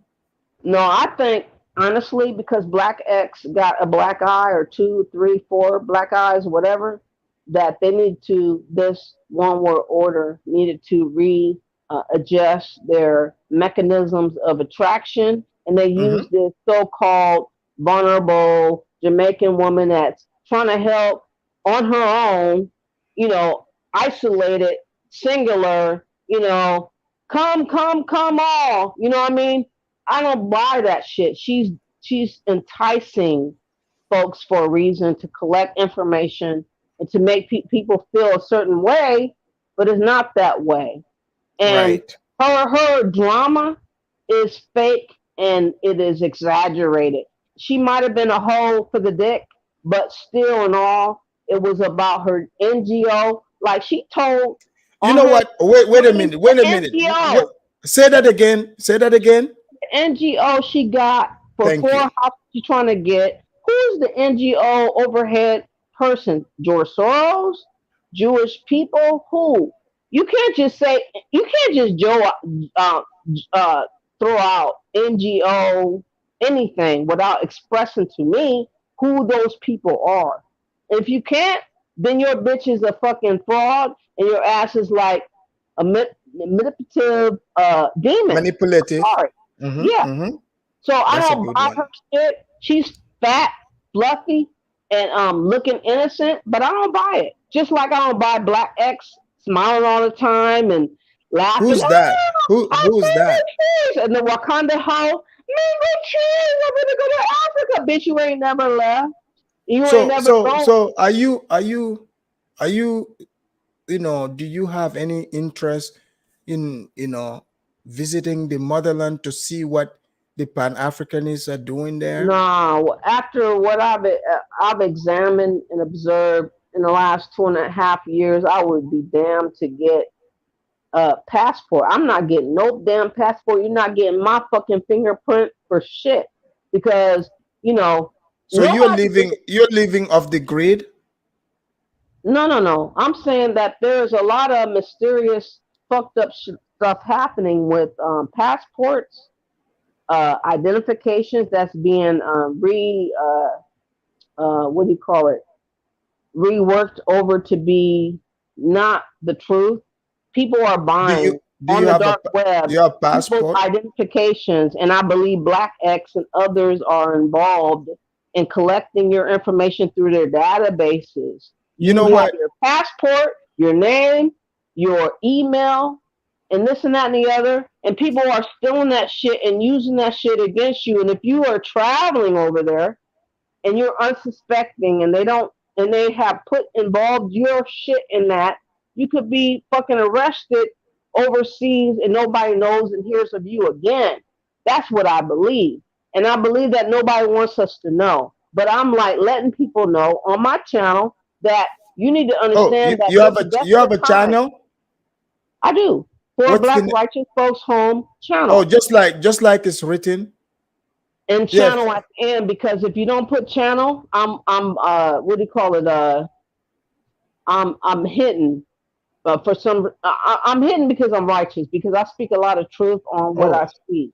I would never, let me tell you, Afridamus, I'm not a very vocal person. I don't even like talking, but because the righteous people are not speaking up enough, I'm forced to speak up, because I don't want dummies and liars and witch bitches speaking for me when they're not me. So I'm forced to speak up in the midst of their shit.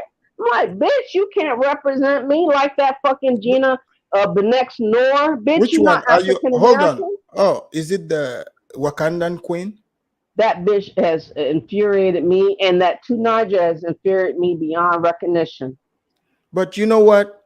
I'm glad you came here. Know that you're welcome here, because over here at the Afridamus Report is about the truth and nothing but the truth. You're not gonna see those people. If you look at it, those people, they won't come here. But you being brave enough to come here proves that you're a righteous person. I like that. I am definitely, because I don't want nobody like just standing in the wings and saying so much stuff.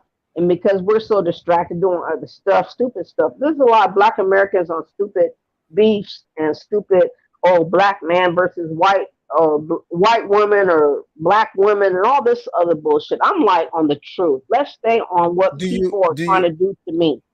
Do you date? Do you date white men? I've never dated a white guy.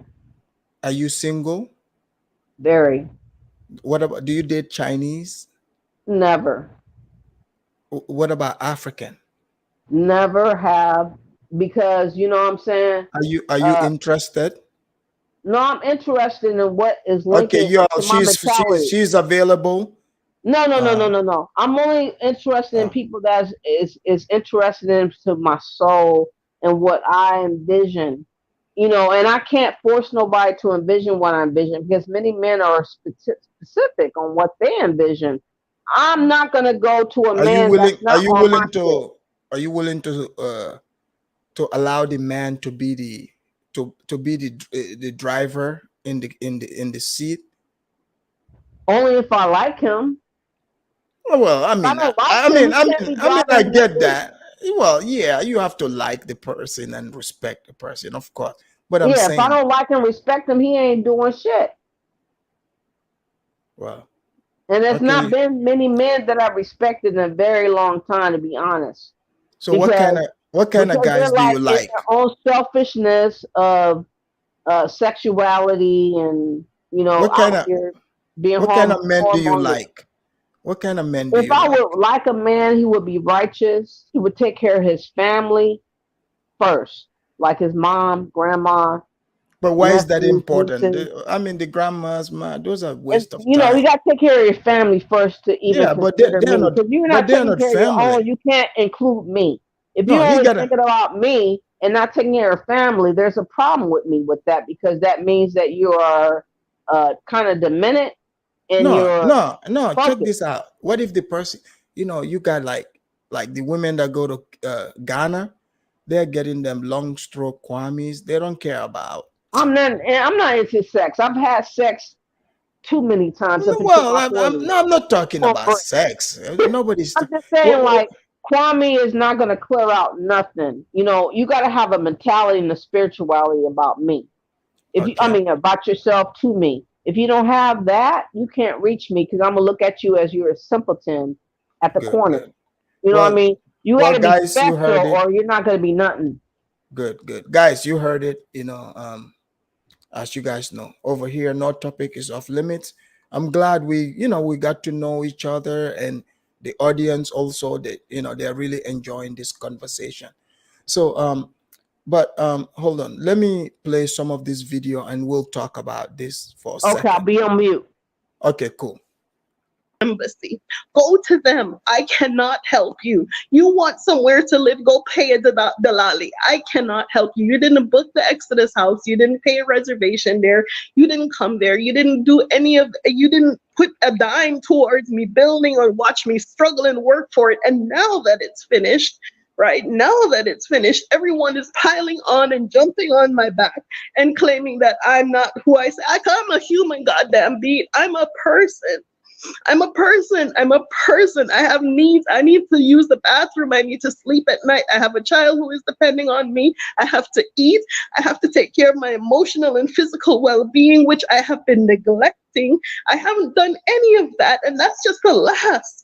That's just the last. We're not talking about the woman who first came. All right. DMF, can you hear me? Yeah, I can hear you loud and clear. So DMF, so far what this woman just said, what you've heard so far, what do you think? I just think she's just over exaggerating.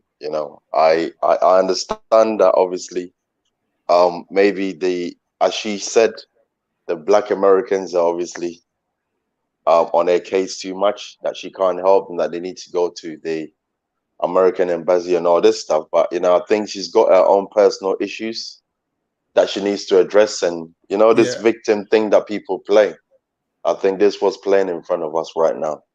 But I think also Audrey just wrote something here. Audrey said she seems a bit unstable. Do you think that's playing a role in it too?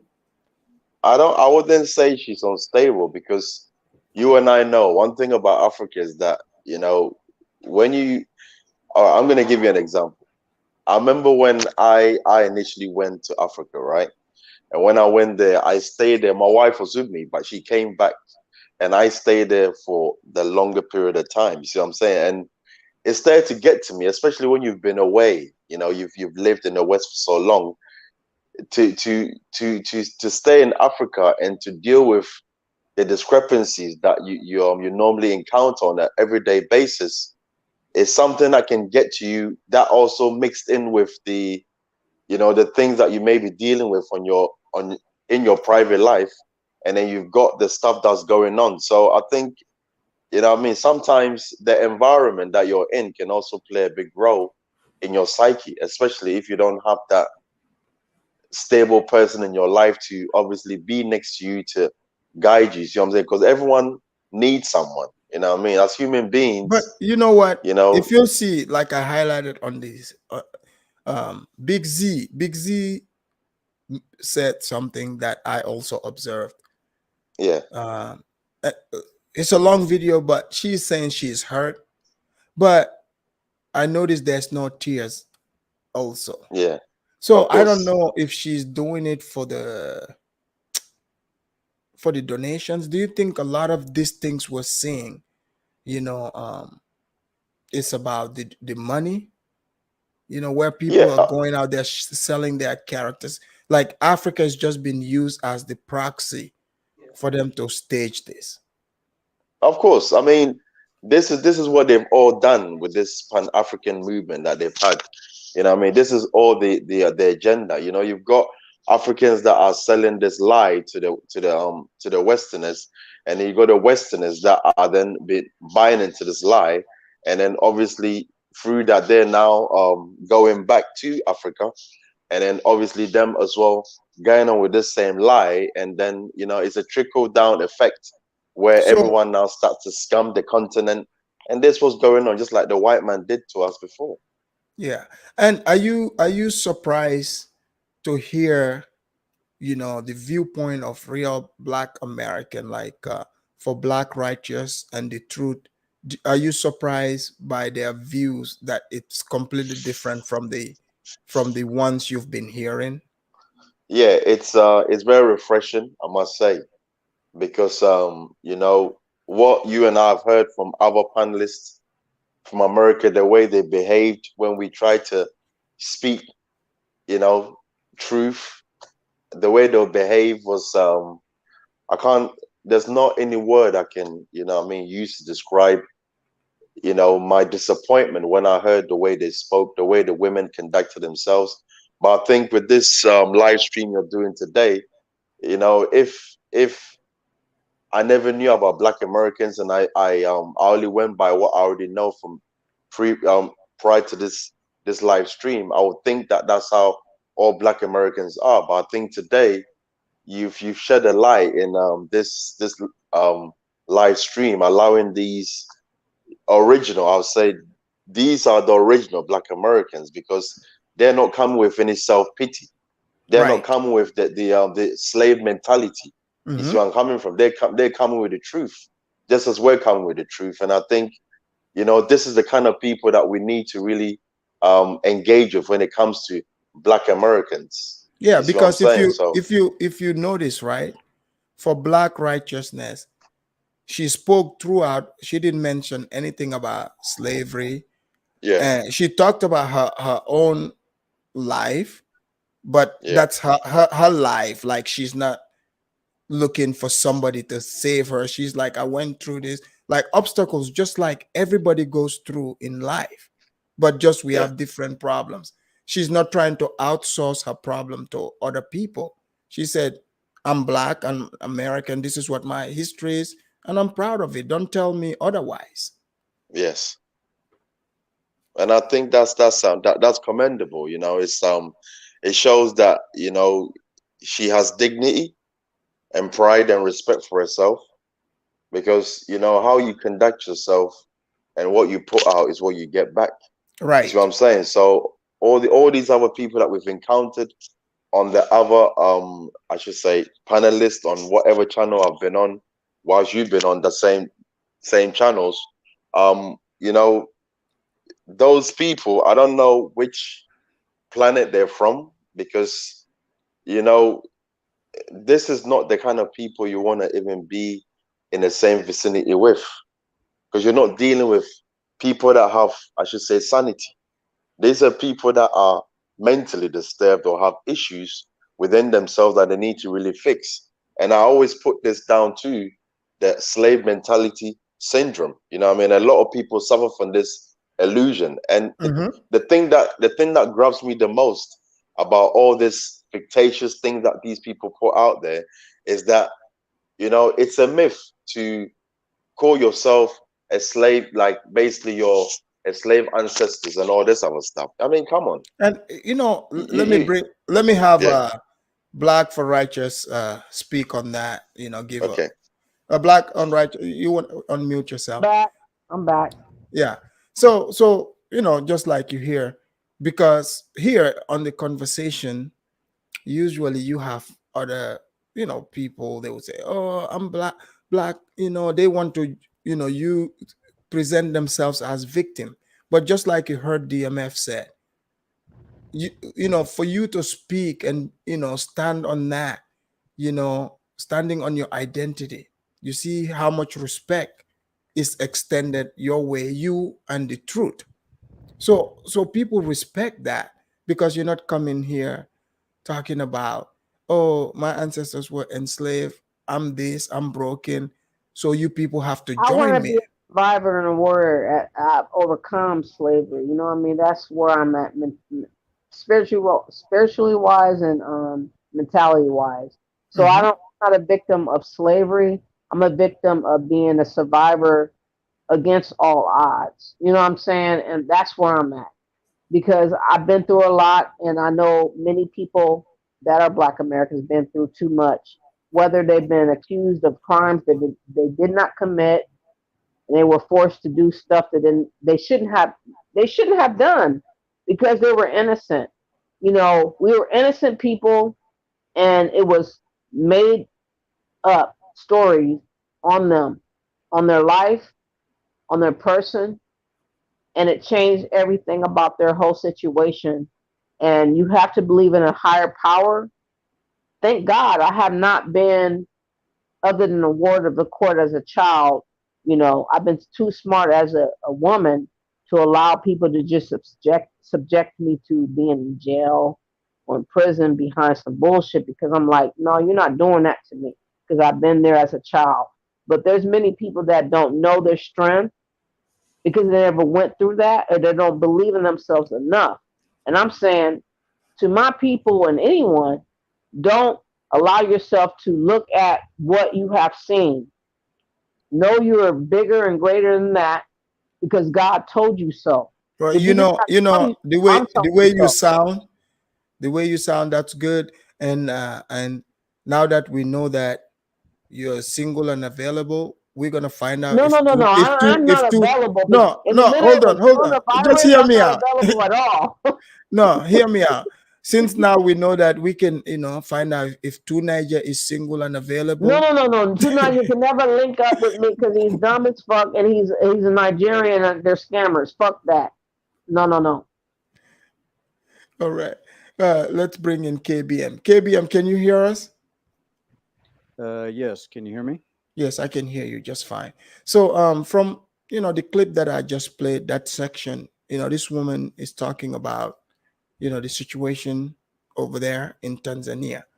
So you being somebody that's been to Kenya back and forth in Africa, similar to Tanzania, do you think people come in there with the this mentality, as like here, like organizations taking care of people, let's say creating these free houses?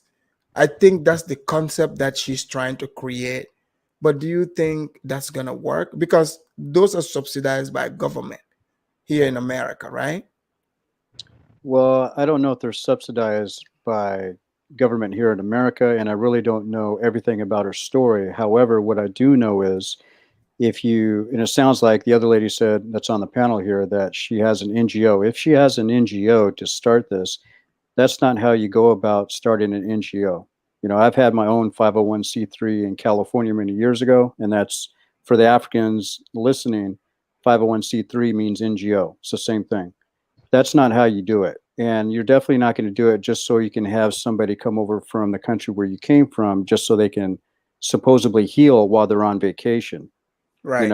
If somebody's going to heal while they're on vacation, you need to have different things actually set up. There are organizations like that are paid for, as well as probably NGOs in the States that do that for you. So if you're going to have that type of setup, you might as well look at the businesses that have it set up in the US and that are working, and then you apply those same concepts in Tanzania. But I think the whole thing, from what I'm hearing so far from her, is that she had a good heart, but her heart was in the wrong place. And the reason I said that is because she didn't know how to plan for what was to come. But okay, do you think if this woman, it sounds like her organization, her place has been around for a while. Mm-hmm. Did Go Black to Africa, the Tanzanian correspondent, did he ever feature her story on that channel? Because if Go Black didn't feature her, then there must be some issues there. Well, I actually didn't look at that interview, and I can't stand most of his videos. Oh, did anyway. He interviewed her? No, but he interviewed a guest that stayed there. Oh, okay. Yeah. So, what was the views on that from the guest? Well, that's I think, if I can remember right, watching UN's video, according to him, and I don't trust everything he says, is that because he or she, excuse me, didn't mention the name of the house, she got offended, and so therefore she had an issue with the woman that she was helping. So that's as much as I know as far as that. I don't know if that's true or not, so I'm not going to say if it is. I think she's going to talk about that here. Let's hear more of it, and then we'll talk about that. And said she wanted to be the house mother, and I put her in the apartment only for her to turn around and said she wants the apartment and I better not come and ask for the rent. I'm not talking about the other woman who I rented another house that when the Exodus house was being built. If you go back a year ago, I kept saying I have a place with rooms that people who need a room to rent. If you need a place to stay, I have rooms. Do you remember that place? Well, this is what happened to that place. A woman said that she needed the house to go live in, and after the rent was paid, paid. I let her move in. She doesn't want to give me not one near dollar or a dime. She went behind my back with the landlady. So the landlady is collecting rent from me and from her. Okay. So, see, that's what's bound to happen also. It sounds like the African landlord, is double dipping. Therefore, because this woman, it sounds like she was playing the intermediary, but now the African landlord is taking advantage of, both of them to give both of them power. But in reality, the landlord is the one benefiting. So, DMF, what do you want to say something on maybe the African landlords? Do you think they think this way to take advantage of people, or they're just all nice people like the people that make videos about Africa, that makes the people that make videos about Africa, the way they try to present Africans? Is that the way Africa is, or a different reality? Nah. Africa,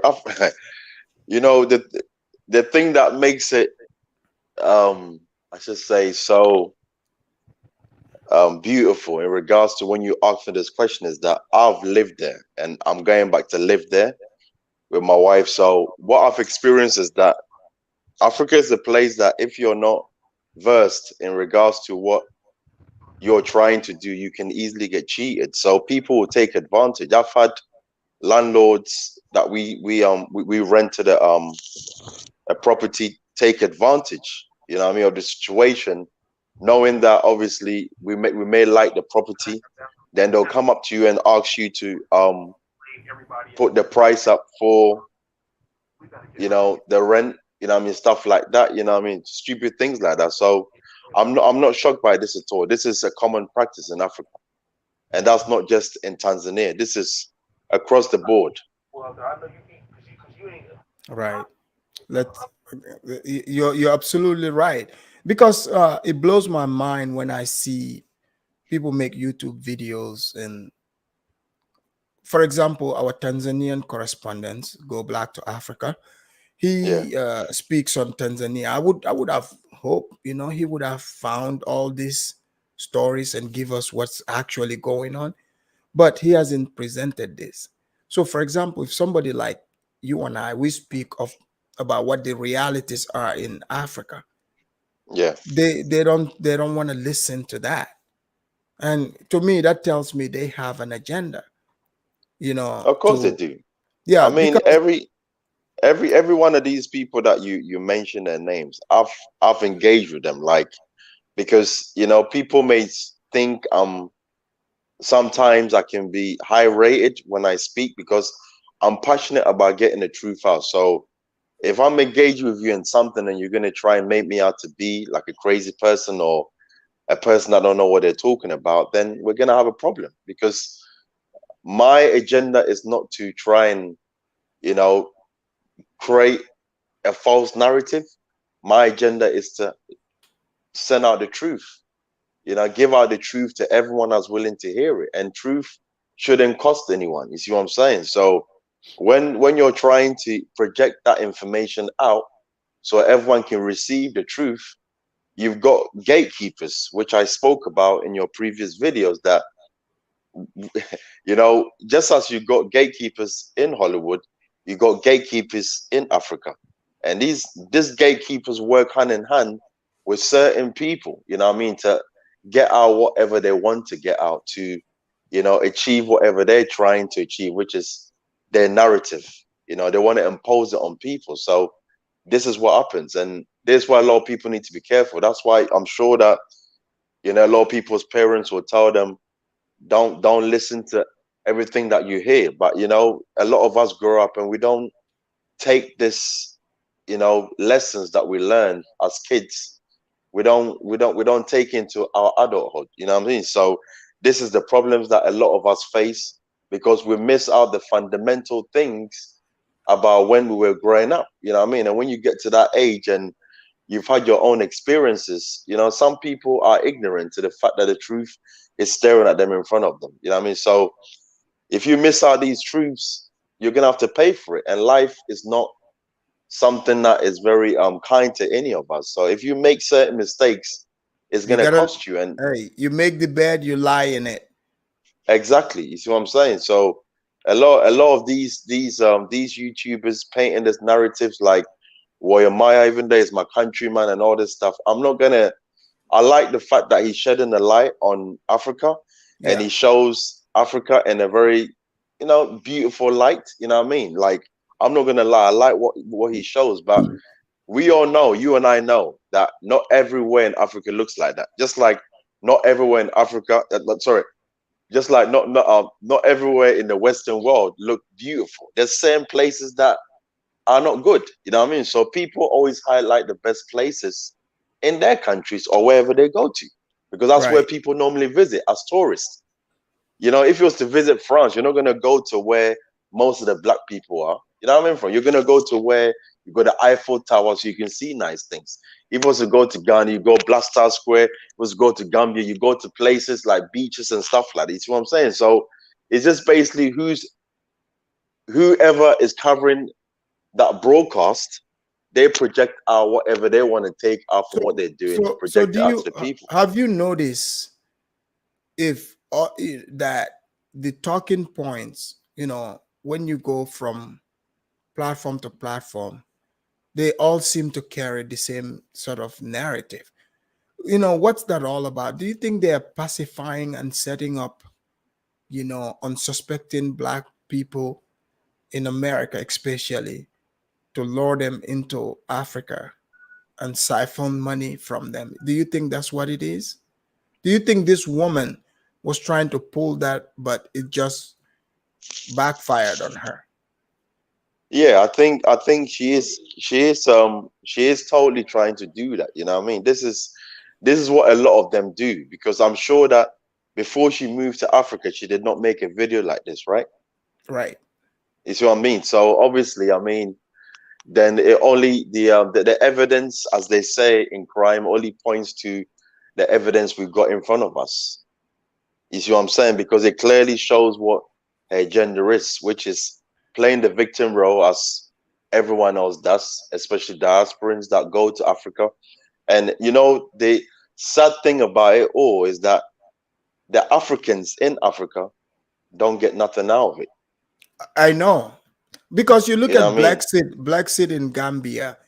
Yeah. When we start questioning the land situation, victims coming out. Now, she would use the Gambian people, that's around her, not all the Gambians, but she's got her crew, it seems like. Put them up to make video. She would take pictures with them. Yes. Like, of course. Yeah. She's got with her, I call her the occultist. She's got her group of people and they all work together. And you'll feel this when she's doing a live and you go on it and then you comment, you'll feel the attack straight away. And even like when there's a video that's made by someone else, that the person's linked to her, as soon as you comment on that video, you'll feel that straight backlash onto you. You see what I'm saying? So she's got, her cultist members. She's obviously the queen witch of the occult, congregation. You know what I mean? So she's got the members that make up the group. And then obviously she just basically, they may discuss the agenda of how to, to fool the masses, get them to come to Africa, get them to spend their money on land, the land that they know. But you know what baffles me? How can anyone give money to someone that they haven't seen what they're buying? And people actually buy into that. Yeah, that's the thing. And they send the money, and before they even arrive, and then they get in the country, they find out, hey, I could have just come here with my own money and do it myself. Exactly. Yeah. This is what I was trying to. This is what I was trying to say to I was saying on UN's channel. And I noticed when I said it, he tried to cut me off every time I tried to talk, because as I said, for me, this is not something that You know, I'm just talking about, like, I'm just a talker. We've been there. We own land. We own 15 acres land. I'm not going to say which part of the world or which part of Africa is in, but we own 15 acres land. You know what I mean? So this is a process I've already done already. So I know, me and my wife know the ins and outs of how to, you know, you go to Africa, what you need to go and do, searches and stuff like that. You know, get like a surveyor to do the identification of the land. You know what I mean? If it's a leasehold or a freehold, but now obviously things are going to change. It depends on which part of the continent that you're at. And, you know, rules apply, so you go follow the guidelines of what you need to do in order when you purchase a land. So you get the right documentation, how long it takes for you to get your documentation back. This is stuff that I was trying to explain on UN's channel, but I know his agenda is not to let people know the truth.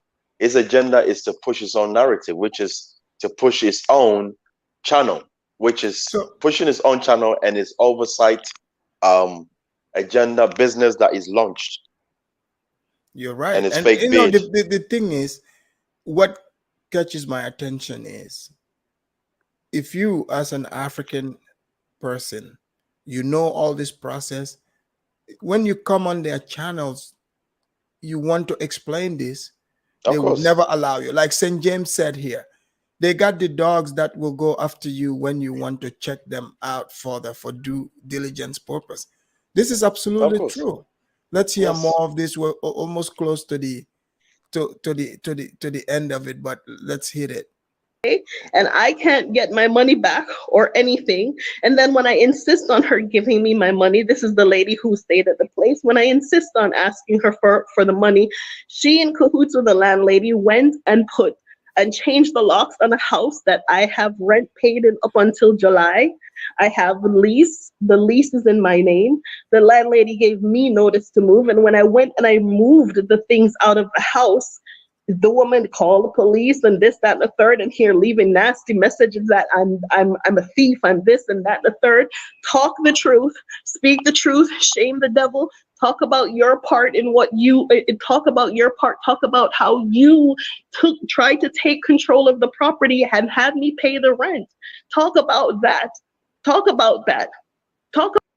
She sounds pretty hurt. You know, I'm gonna ask this question. First, do you think now, you know, it just came to my mind, especially now that Aria wrote something, said UN is not welcome in Gambia or Ghana. Yeah, I don't think necessarily from the natives, but I think a lot of his enemies live in these places. Do you think so, DMF? Like even in the Repat community, do you think that's why he's saying Nigeria, because there isn't many of them there? Of course, because you know, he's had people, I've seen it in the comment section of when he's doing his videos, live streams, right, where people have said to him, don't come to Gambia, don't come to Ghana, we will get you. This is not, you know, like a very how can I put it, you know, some people are very like moderate in what they say. This is them being upfront, like, you come to Ghana or you get to Gambia, we're gonna get you. Yeah, because truly, these two countries, that's where his adversaries reside. Oh yeah, exactly.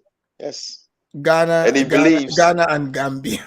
Yeah, he believes he can start a business, live in Europe, and then be purchasing land in these two countries, and he feels that is going to be something that he's going to be able to do.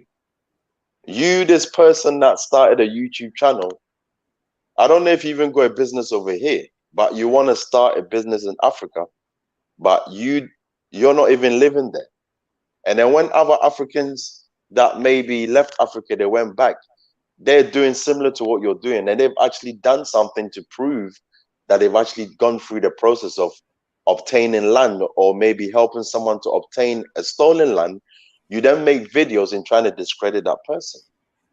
You know, this is someone that has an agenda. You see what I'm saying? This is what I'm trying to say. For me, I'm not in this to make friends. I'm in this to tell the truth. That's you know what I mean? thing. So if people like you, and I've got Ewan's number, it's not like it's someone that I did not converse with first, but I spoke to him once, and that first day, you know, the vibe was not good. So that was it. You know, coming from. Right. You know, with some people, it's like, you know, it's just energy, innit? If your energy don't agree with their energy, you know what I mean? And with you, it's different. You know, the energy is straight. You know what I mean? Because maybe we're from the same place. You see what I'm saying? So it is what it is. Right. I just life. KBM, what do you think about that question I just asked? Could you please repeat it? Now, I was saying it just came to my mind, like Arya said, UN is not welcome in Ghana or Nigeria. Oh, no, Gambia or Ghana. Then I thought about it. I was like, I said, yeah, because a lot of his adversaries, that's the places they reside in. But he's talked about the land situations, what he wants to do there. So you knowing how things work, you know, I mean, you've dealt with other people that are into the Pan-Africanist stuff. They're into YouTube. Yeah. So do you think the stories that they're selling us as far as the land, I mean, not me per se, but, you know, people that are interested in going to Africa and they think this is how it's done. You, as an American, just like them, you've done the same. You went there, bought land with your wife, you know, and so the stories they're saying, especially about Kenya, you know, I'm guessing it's kind of similar to Tanzania. Don't quote me on that. You would know better. Are they are they speaking the truth, or they're just muddying the water? Well, as far as the sumo wrestler from Long Beach, California, that's been going to and from wait, we have a sumo wrestler. Yeah, we have a sumo wrestler, a Pan-African sumo wrestler that goes back and forth from Long Beach, California to Kenya. And I'm telling you right now, people, anybody that's listening to him, he's not telling you the truth. Because when I said earlier, my wife has different sources of income, you know, different businesses. Well, one of them is she's still a part-time employee with her friend who owns a buying and selling company. And the processes of buying land in Kenya, from what I've seen other people talk about in Ghana, as well as Gambia, it's pretty much the same thing. You got to have land surveyors, you got to have a separate lawyer, you got to do all these hoops just to actually buy land. And first of all, if you're going to buy land in Kenya where you can actually buy land, you have to be a citizen. You cannot be a foreigner. Now, you can buy freehold lease land, whatever, from the government, but that's a 99-year lease. But unless you want to actually own the land, you have to actually be a citizen or a permanent resident. It doesn't work any other way. So wait. Are you telling me you cannot just fly to Kenya? You know, I mean, you're black, you come into a black country, you're Pan-Africanist. So that's not criteria to qualify you to be able to do So since when did the Kenyan Constitution ever say that a qualification to buy land or be a citizen in Kenya is Pan-Africanism from America? It doesn't work. They don't care about Pan-Africanism, not at all. What they care about is your character, first of all, and then following the laws of the land. If you can't do that, you're not going to buy land. Now, what you can be is you could go on YouTube, create a channel, because YouTube doesn't seem to be policing very well. You can actually start a channel and start scamming other Americans saying that, go ahead and join my group, and we'll go ahead and set you up with a plot at 20 by 40, and then you can get it for this price, and you can start staking your claim. Well, that's all fine and dandy, but first of all, you're going to have to buy leased land from the government, and you're not allowed to resell that land unless you have special conditions with the government that you sign for to where you can actually do that. Usually what it is you have to develop that land, and usually it's farmland or specific types of building properties. So now the reason why I know this is because I'm very good friends with my wife's friend who is the owner of that business. I showed her the Fat Sumo's sumo wrestlers' videos and the things that he had to say about Kenya. She said a lot of what he said is absolutely 100% illegal. So the fat sumo, if you want to go ahead and give your money via Cash App, because I'm telling you right now, you don't buy land in Africa or even in the United States through Cash App. Cash App or PayPal. PayPal. Or Venmo whatever it is. Well, unless if you're sending it to the Afridamus Sahara Desert beachfront properties. Yeah, you still owe me a plot. I'm working on it. Okay. Yeah, I'll take a Mirage. If it's not real ocean, I'll take a Mirage. As long as you give me what I paid for, I'm cool. That's fine. I see African React said they should do that in Gambia. I guess he's telling me they should pass a law in Gambia to as long as you're Pan-African, you can just come and buy land. Actually, in Gambia, you can buy land. I mean, you're seeing it. Once you step on the ground, you can buy land. Sure. The facade, I'm not going to say for the Gambia, but in Kenya, the facade, you could do the same thing. You could just land at JKIA and all of a sudden you're a landowner because the fat sumo said you could. Because the fat sumo says, I got a lawyer over here that says you could. Wait. So is this sumo wrestler a Kenyan or an American? He's an American. Oh. Okay. He's an American. Yeah. And what I've told a lot of people once in 2017, I was on Otete's panel a couple of different times. I told everybody, because I knew most of the audience on Otete's channel was a bunch of degenerates, but I trusted Otete at that time to actually convey a message. If you have baggage from America and you go to the airport, don't forget to leave that baggage at the airport before you come to Africa, because in Africa, it doesn't work.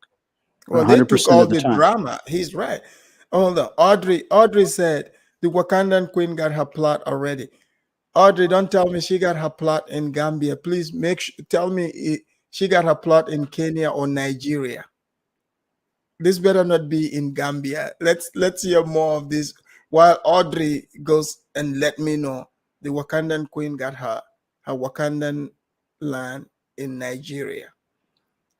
And the other thing too, to really answer your question as far as Toon Talks, whatever his name is, yeah, he's definitely not safe in places like the Gambia or Ghana, because one thing you don't do is I don't care if you do it across the waves on the internet, you don't spit on somebody else's nation. And you can spit and use fancy words and still spit on somebody. He also said in his latest video, he said Africa needs Black Americans. If not Africa, he said Africa cannot progress without Black Americans. Not true. And the other thing too is Africa doesn't need me either. Africa has been fine for all these generations. Yep. You know what I mean? And no foreigner, no matter where they're from, is going to uplift Africa, because the only people that are going to decide what's going to happen in Africa are Africans for Africa. All you can do is be there to help along, maybe provide some services and stuff like that, but you are not going to help Africa. You're not going to improve any conditions or whatsoever. The Africans will decide that. Go there to invest, go there to retire, go there and have a fun-loving vacation, but you are not the boss. You'll never be the boss. The bosses are already there. And just like Josie said in other panels, he sees this all over Africa. Africans are taking advantage and creating their own business, because Africa is about business. It's not about going there looking for work. Africans have been doing business, are going to continue to do business, whether Chinese go there or not, whether the Europeans go there or not, whether if I go there or not. And me and my wife, yeah, we struggle with our businesses. And I'll tell you what, my wife would have been doing those businesses even if I had never married her. So when I went there and all the things I'm doing there, are we nation building? Sure, on a very, very small scale. So everybody that has the delusion of creating a business in Africa, you better think small to work your way up towards being bigger. Because like I said before, Africa is for real. It's no joke. It's a hustle. But you can make it big there. But even if you make it big, don't get too big like someone like Otete. Who? Otete, who likes to go around. Who's Otete? Well, I'm just for the algorithm's sake. And Yes. not to, Okay. Oh, can okay. I I ask got him you. though? Yeah, when you get done, can I ask this gentleman? What is your benefit in anyone caring about Africa or not? Why are you so concerned about what we care about in Africa or not? Because that is my home. Okay, where is it your home and why? In Kenya, that is my home because that's where I found my people. Okay, and then why? Why? Because that's where I found. Where are you originally from? I'm originally where from California. Where are you originally from? Okay, so why is it? Why are you saying it's your people? When are you married to a Kenyan woman? I sure am. Okay, so that's your people now because you married? No, it's a lot deeper than that, and I don't have time to explain it. But why not? Are there. Because I would. Because I have to go to work. I have to go to work pretty soon, so I'm not pretty soon. You got 3 minutes to explain why you're so significantly entrapped into the idea that you are belonging in Kenya affairs. You left? No, I'm still here. Okay. Can you explain it? You got 3 minutes. No, that's because that's not part of this conversation. Yeah, well, it looks like I just found out that the Wakandan queen got her plot in Gambia. Mimi just told me, Mimi, I blame this on you. How did this happen? Huh? But it's easy in Gambia. Why is he so experienced? Why is he such an expert in African experience? When he's a white guy. No, okay. See, the race doesn't matter. I want him to answer it because he said he got to go to work. Hold on, he's married to a Kenyan. That's why I said. But KBM. He's a white guy, so why is he above? No, it's not about being above. It's not about. He's saying that he's saying Kenyan people are his people, but he's a white dude. How? It has nothing to do with color. It has nothing to do with color. No. It is about color. Everything's about color. Everything's about color. Not in Africa. Not in Africa. Everything's about color, though. No. Okay. In Africa, it's about. So in Africa, is anyone can have whatever they want? Yeah. If you work for it. For real? Wow, y'all not telling Pan-Africans that bullshit when they talking to Black Americans about Black power. Well, they're not telling you that, but I'm just saying they're lying to us about what's really it is in Africa. Right, they're lying. We need to expose that stuff because reality is showing, as you're saying, that white people and anybody can be African or whatever. Right. It's not about black skin and we're all kin and all that bullshit because they're lying. Right. But he's letting it be revealed that they're lying. Yeah. Can I interject? Yeah, go ahead. There are Indian Africans. There are Black Africans. There are Arab Africans. Chinese. There are Chinese Africans. There are white Africans. There is in Africa, we live in harmony with everyone. Everyone, yeah. We don't have issues with our people. It's so only why in the y'all West. Telling us as Black Americans that y'all hate white people and y'all want us to come to Africa to eradicate white people, Chinese people, and all these other. I've never heard Africans say that. Madam, I don't know. No, Africans don't say that. I haven't told you that. It's the Pan-Africanists you're hearing. Exactly. They're lying to you. I know they've been lying, but it's still out there. Like it's the common denominator on their talking point that we need to eradicate all these others that are not Black skin because they're not us. We need to get rid of them to, Black power it up in Africa. And it's like, really? Can I ask you a question? Sure. Are you a sheep? A what? Are you a sheep? I'm a warrior.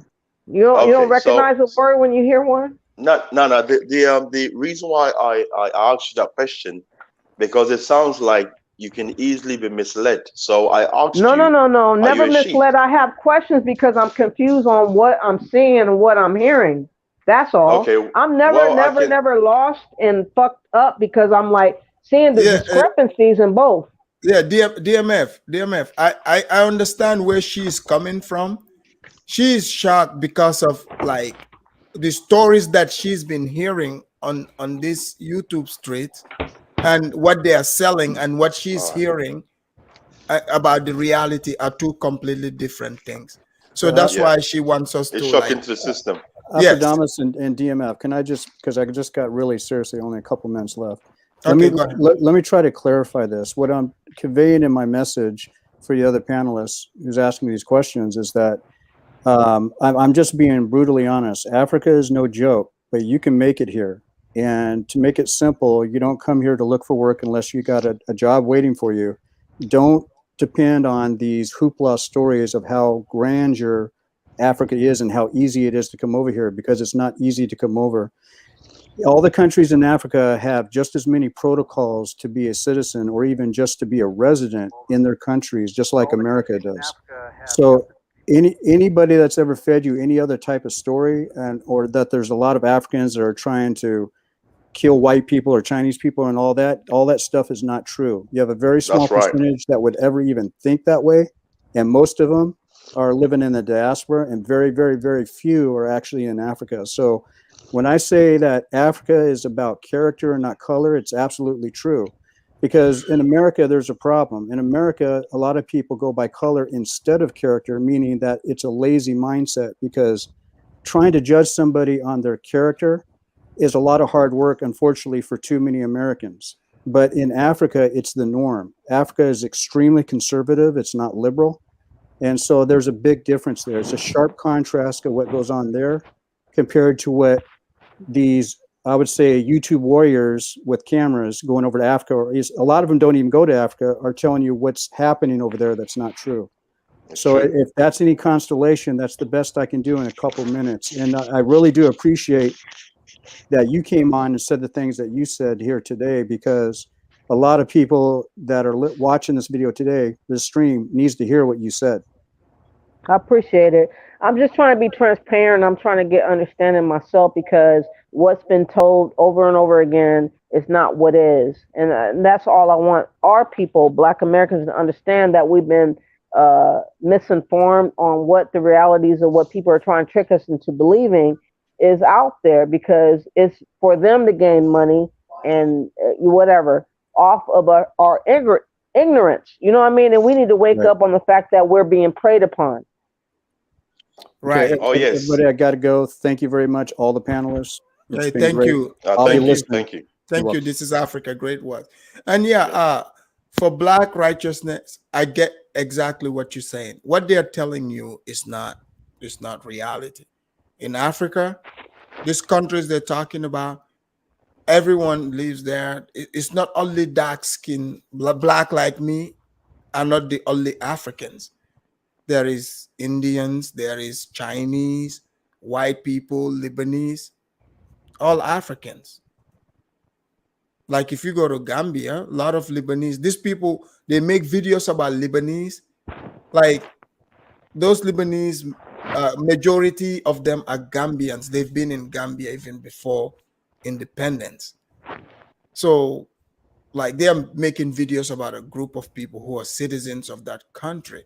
But if you're caught up in race, you might get yourself in trouble, because you might be talking about somebody based in skin color. If someone mislead you and say they are not African, I'm talking more in terms of movements, because that's what's going on social media. You have Pan-African movements, this pro movement to Africa, and they're not expressing where that came from, who authorized or sent them to come to us with it.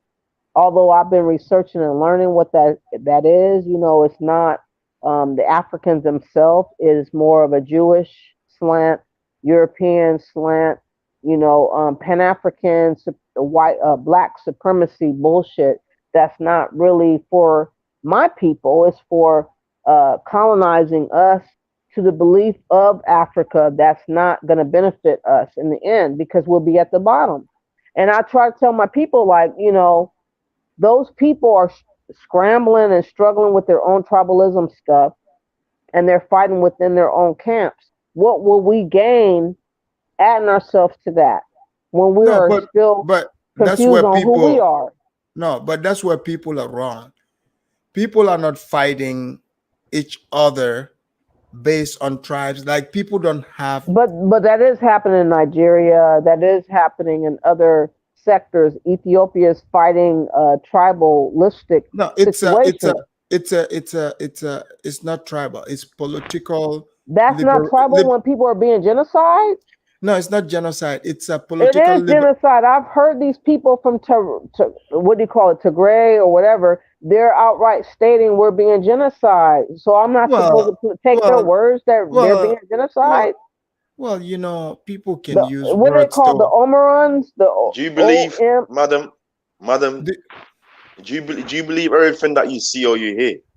No, I believe people's truth when I hear it because I have my own. When people, no. When people are crying out because they're limited on what they can do and can't do, and that's all they got left, they're spilling their truth. So I'm not going to deny they're spilling their truth when they're dying out in the middle of nowhere. You have these people that have been on Black American channels trying to let it be known to us, to let us know that that's going on, because the white news media is not expressing it because they don't want it to be known. You know what I mean? And it's it's a genocide, though.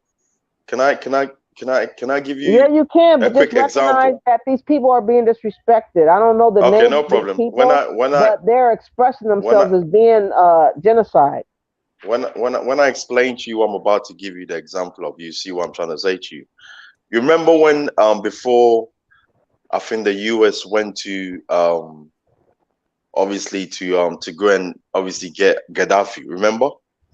They contacted. Gaddafi was he's not a black guy though. He was an Arabic that was trying to do the most, and he got cut off at the knees by white people from what he thought he was going to do. You know what I mean? But the point, he wasn't for us though. He was for himself. I've not finished yet, madam. I'm just letting you know that, in my opinion, he was for himself. He wasn't for black people or African people. He wasn't for us. No problem. But I think you need to rewatch. Obviously, if it's YouTube or whatever, you need to recheck what the man stood for. He did not stand for what you've been seeing. I just say everything that's been pushed for you to see. Because remember, the information that's given out in the West is always filtered, because they know who's going to be listening. They know we're over here, and we don't know that much in terms of what's going on in Africa. This man was a great man for his people. Before they killed him, they concocted a plan, and it made it seem as if there was people against him. But all this was done as a way to put a cloud over him, to make him seem as if he's a man that goes out and kills his own people. When he was alive, every person in this country, before they got married, he gave them money, for their marriage. How many countries do you know in the West that their leader will give them money for them to get married? Sometimes you use a carrot to draw what you want. Do you trust Gaddafi to be his ally to you, as he claimed he was? Do you really believe he was really an ally, or do you think he's acting like other globalists such as China? No, let me just finish. Because China is giving a lot of money for a lot of projects, railways, ports, and whatever, bridges, whatever. I don't believe that they have your best interests at heart in Africa. I believe that they're giving you so much money so that you'll be trapped and you can't go nowhere. But I don't believe that Gaddafi did that per se. But I don't think that he was thinking about African first. He was thinking about himself first. Okay. Well, I mean, as I said, you've been fed the wrong information, because obviously But why? Why am I wrong? Okay, the thing is, it's a mindset thing. I get what you're saying. You're speaking from, American structuring. No, it's not American. It's just me guessing what I feel, because he never came out before. until when it was all, about to go to smithereens. Okay, so you say Gaddafi, why would he care about Africa? Because he's African. He's African. No, I feel like he's not African. I feel like he was but Arabic that's or whatever he is. No, that's just, He's not African though, isn't he Arabic? That's his ethnicity, but he's I'm just saying, you believe that an Arabic could ever precede an African over his own interest as an Arabic? But why does he need to do that? Why does he need? Would you ever, have somebody else? There's never been an Arabic that's ever taken an African over themselves. That's my only conclusion. But Africans don't do that either. But they have, because they sold people. Well, you said sold. They needed money and they sold the people. They didn't need money. They just decided to go along with the market that was at hand, that was presented. I'm saying that Gaddafi, he had an option to not do what he came out to do. He could have been like, you know what, I want to benefit you and me because you're doing so bad and I'm not doing so good myself. Let's benefit each other. But he was like, I'm African too. I don't believe I'm African too. But do you know where Libya is? And it's full of slavery right now. Yeah, I know it's in Africa. No, I don't know exactly where it is on the map, but I know that it's modern day slavery. Okay. No, I'm not asking what's going on there. I'm talking about, do you know like where that country is? No, I don't know the geographic maps. I'm not into that. Okay, Libya, well, that's important to know because anyone you see on this planet, we are from a place, from a geographical location. Nobody's just floating in the air. Gaddafi is from Libya. Libya is in Africa, and this is not based on feelings. This is what facts are. So for us Africans, people of Africa in the continent, for instance, if I'm doing business dealings with somebody, I'm not caring about, if he's the one putting emphasis on my welfare. I should care about myself, and that person should care about themselves. If I'm doing business with the Chinese, I'm not worried about if he cares about what's my best interest. It's about, I have to know what my best interest is and push that forward. You see? So that's how Africa operates. I get it. In America, it's about, they push a position to Black people to make it seem like every other group is above the Black person. So therefore, you look at it, puts you in this mindset of looking to somebody else to care about you more than you care about yourself. And that's interpretation. But the honest truth is no one can care about you more than you care about yourself. Exactly. So do you believe honestly that Gaddafi cared about your existence more than Arabic people in the north existence part of Africa?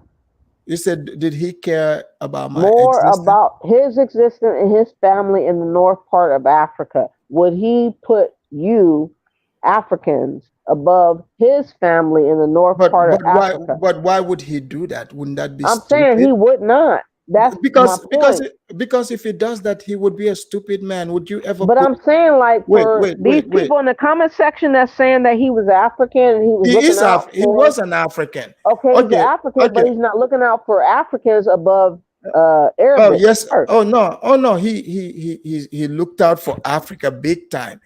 Did you know that? First above Arabic. Oh no. Okay, let me give you an example of how he looked out for Africa big time. So before, when you call Africa, they had a satellite. African nations didn't have satellites. So the phone calls have to be routed through Europe. The European nations hold the monopoly, and these calls were very expensive. Gaddafi, by himself, came up with a proposal for Africa to have their own satellite. He put up majority of the money, and then the other couple of other nations put up some. So I know the he was way, daring. I know he was daring, but I don't think he was absolute. The way things work in Africa, there's different regions. You have the north. They are not necessarily dark like me and everybody else, but they are Africans. We don't go by skin color. You don't just you don't just have feelings and wish somebody's identity away like they do in America. That's not how it works. So why Pan Africans are talking about black skin all the fucking time when they're not really into that? Because they know that black people in America are into skin color. So I'm not into skin color. I'm into spirituality. If you're not about my spirit and you're not like on righteousness, then fuck you. But then why did you want to take Gaddafi's Africanness away? Because what y'all have said before, like hate whitey in America, white supremacy. I've never hated white people. You know, no, not you. I'm saying Pan-Africanists are coming at us with this whitey talk. White supremacists, they have put their foot on your neck. They have suppressed you. You will never ever have no land and business ever again. You might as well come over here and do something over here because there's no other option. That's what they say. You know what I'm saying? But that's not the truth, because the Africans are still fleeing from Africa because they don't care nothing about Africans fleeing. And if they don't care about Africans fleeing, you can't care about me. Well, the thing is, I think another talking point that people bring is they like to say Africans are fleeing. It's not just because the person enough of them are. No, people are not fleeing. See, the thing is, if you look at the United States, this is where the action is. This is where all the money is. This is where opportunity is. If you notice, there is tons of people at the border trying to get in, while black people here trying to leave. So people are going to come. It's not because they are fleeing. They know they're going to get paid better here. So to think that people are fleeing is silly, because people are coming. Okay, so you're saying it's silly that for most Africans that I see on all these channels are saying we want to be where you are in America or UK or Canada or where I'm else. telling you, that's my what imagination? I'm saying. No, what I'm telling you is they want to come to America for a reason, because this is where the action is. Because so for them coming here, are not in Africa. No, for them coming to America, it's not. People don't have to. They're not fleeing anything. They're just, changing their luck, and they know they can do that in America or England. So people come, they take advantage of it. This is where the hustle is, and this has been going on for centuries around the world. So if you're in America, you don't take advantage of it, somebody else is gonna come take advantage of it. That's just how it is. Okay, well, I don't believe, you and yourself, I believe what you are doing individually for you, but I don't believe the vast majority of Africans that are on social media or scrambling about talking hella shit to Black Americans about what we're not doing for Africa when they are trying to come to America or anywhere else in Africa because they're full of shit. I got you. Okay, so you're saying that there are Africans saying this, somebody like Niger? Exactly. Oh, don't pay him no mind. He is a demon. I cannot stand that motherfucker. I can't stand him. I can't stand simp bitch. Police Academy. Pan-Africanism strikes back again. All these fake ass men that are full of shit. I can't stand them. Yeah, I know you are upset them, but this we have a family show here. Family? Really? Where's the family? Can I meet your niece or nephew? We're gonna have some cornbread and some chili and some chili and cheese and onion on the side. The fuck? Because you're dragging. I see you dragging them. I'm just making sure you don't drag them too much into the middle of the mud. No, I'm trying to bury them. Why are you playing with me? I'm burying these bastards. You got me fucked up. I see that. I think XDMC doesn't want to look at this. She's saying, "Girl." Let's hear her say, "Girl." about how you tried to take control of this property to compete with the Exodus house in a place where I pay the rent, where the lease is in my name. Okay, and you abandoned the property. I didn't even know you had immigration issues. You can't come back to Tanzania. I didn't know all of that, but all I do know is that I would like to have my money back. Okay, and the last person you sent to try to get me in trouble, you ended up sending somebody to jail because you tried to play with me. Okay, and I'm not talking. I have. That's crazy. So how are you gonna go all the way to Africa and cause problems and sending somebody to jail? I know. Hey, Big Z, you were talking about going there to Gambia. Man, I hope you're learning to stay away from the crazies when you get there. You're seeing what they're doing. I haven't even gone into the woman who won the raffle, who was leaving her children in the Exodus house at night to go drinking. Okay, I'm not talking about, I haven't talked about her yet. I haven't talked about the woman who came and saw. Hey, doesn't she kind of sound like the Wakandan queen? She does, but why is everybody doing raffles though? I mean, that's like a tell sign of some scamming. Like Black X raffle, and I see talking about raffle. What the fuck's going on? Now you see why I'm playing this, right? Yeah. This is why. Yeah, so people can hear this. And then some. Hey, so somebody Audrey said you like Hustle Smart. I want to like claw his eyes out. Are you serious? If he was in front of my face, I would fucking blacken his eyes and try to make him blind forever. What are you talking about?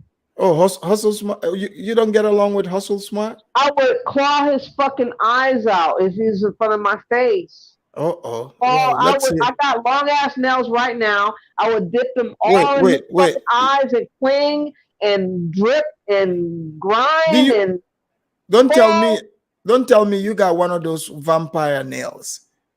I'm trying. For him, I'm gonna get there. You're killing me.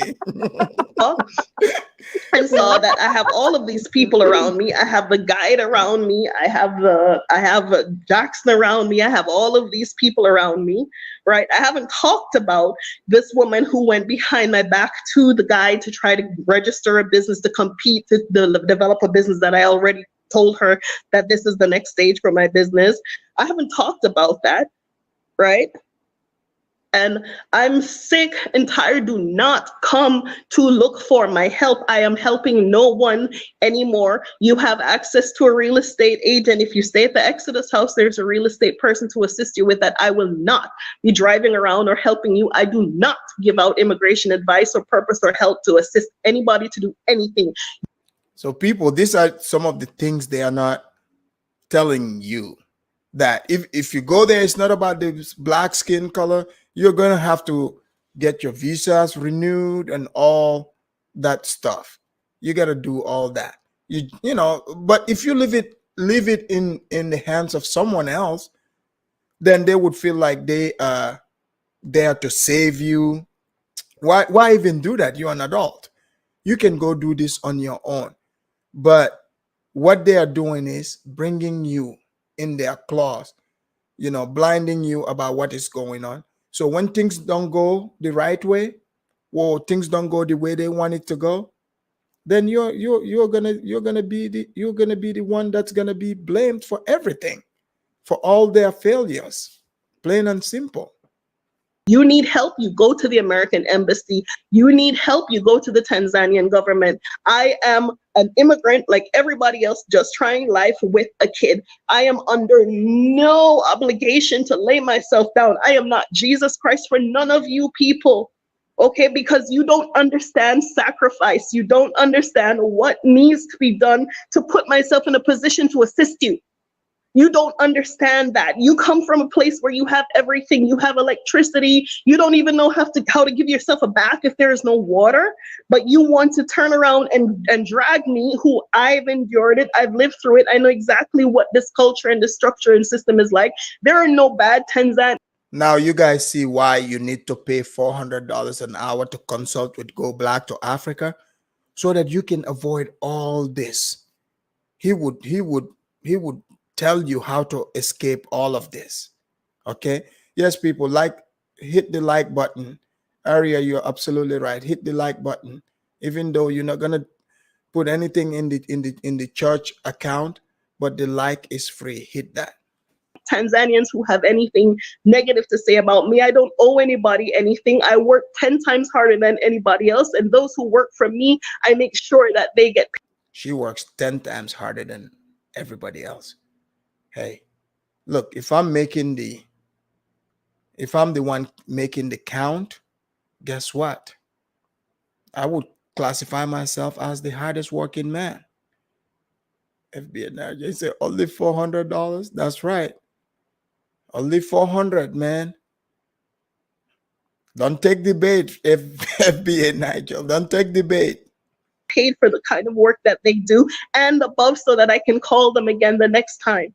You don't understand what it takes to be me. You don't understand the kind of work that I have to put in. You don't get it. You do not get it. You have no frigging concept of what it is. You come from a first world country where everything is given to you. You've never walked into a supermarket.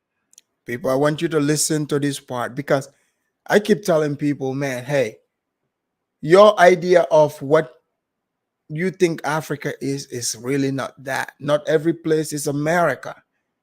See, if you've never been to other places, it's really hard to understand, to fathom what it really is like in other places, because you think it's like America, but it's not. You'll find out completely differently. Market and there's no butter and you have to make do, or there is no flour and you have to make do, or there is no rice and you have to make do, or you can't. I know one thing is for sure. She ain't starving in Africa. She's not going without her snacks. So don't hit us with acting like you're starving over there. We're looking at her right now. Can't buy chicken, you can't afford to buy chicken, so you have to make do. You don't know anything about that life. You don't know anything about somebody saying, you know what, I am not going to buy food and put into my house for a week because I need to buy some cement. She's telling you about her own life, not the typical Tanzanian, by the way. She's letting all of us know how much she works hard. She deprives herself from food just to buy cement, to build for y'all. And then you do this to her.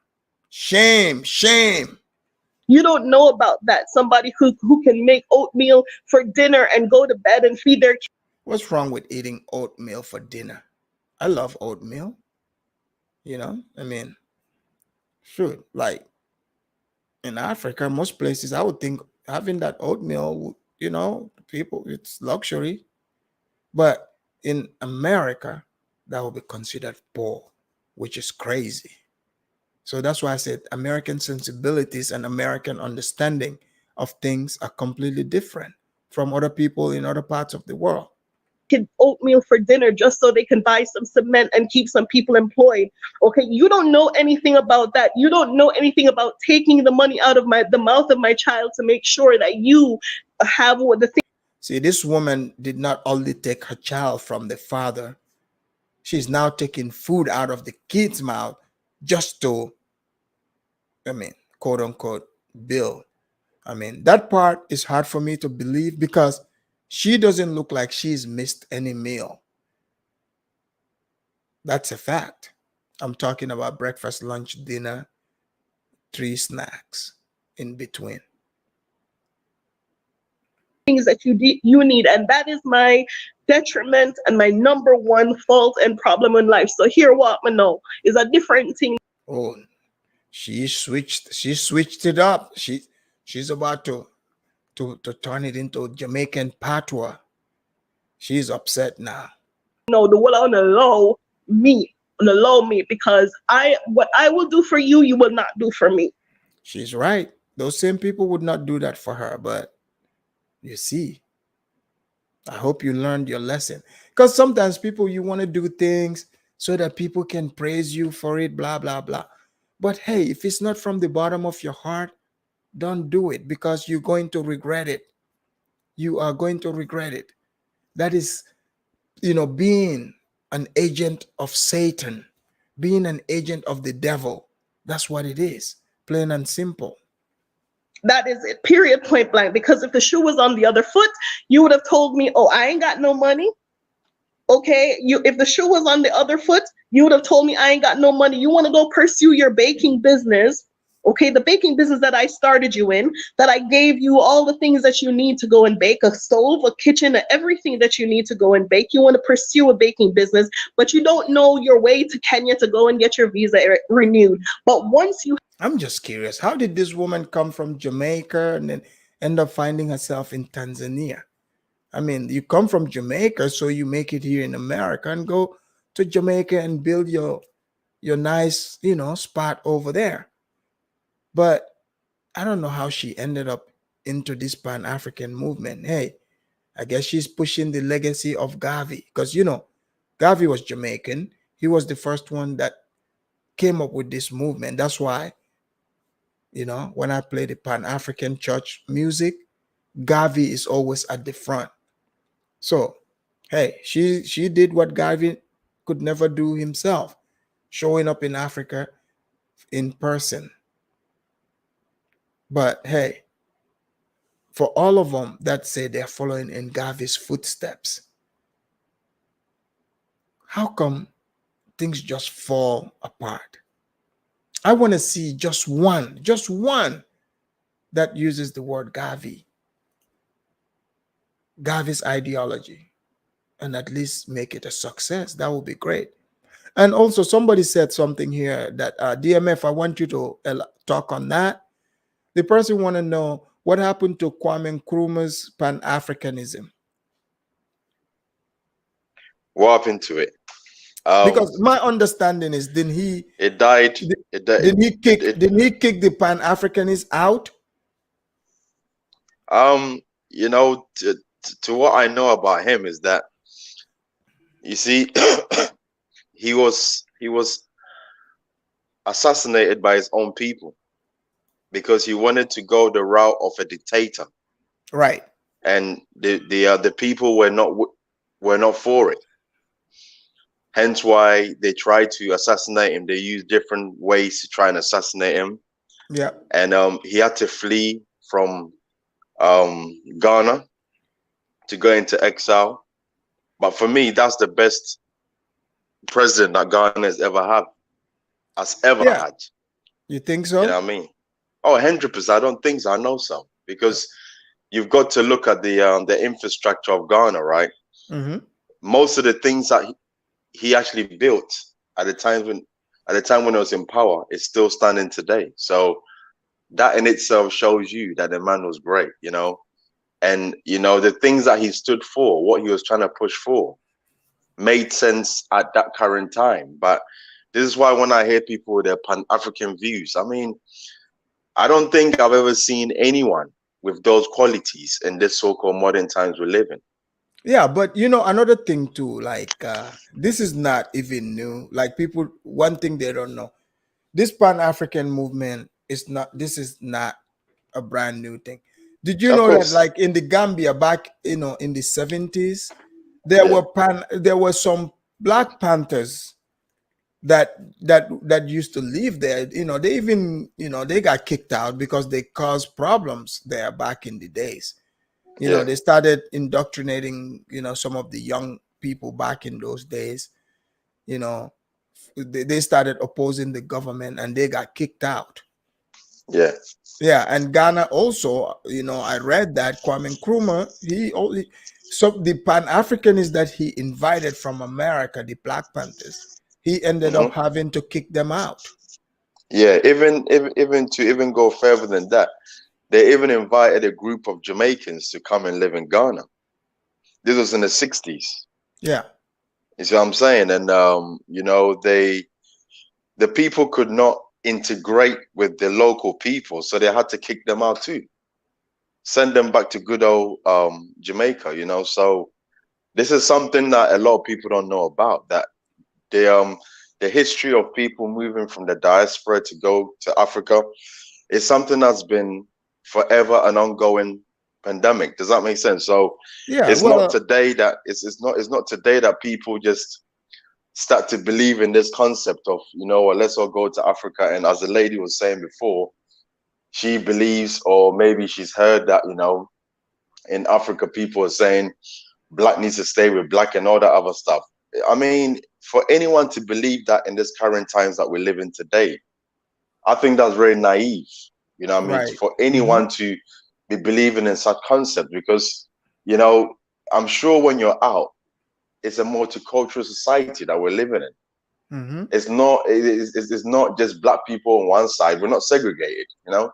So for people to then be listening to this kind of rhetoric about how, you know, like, you know, we're blacks and in Africa, this what is done in Africa. You know what? Anyone can go and purchase wherever they want all over the world. Right. It's not just Africa. This is a neutral thing. You can go anywhere in the world.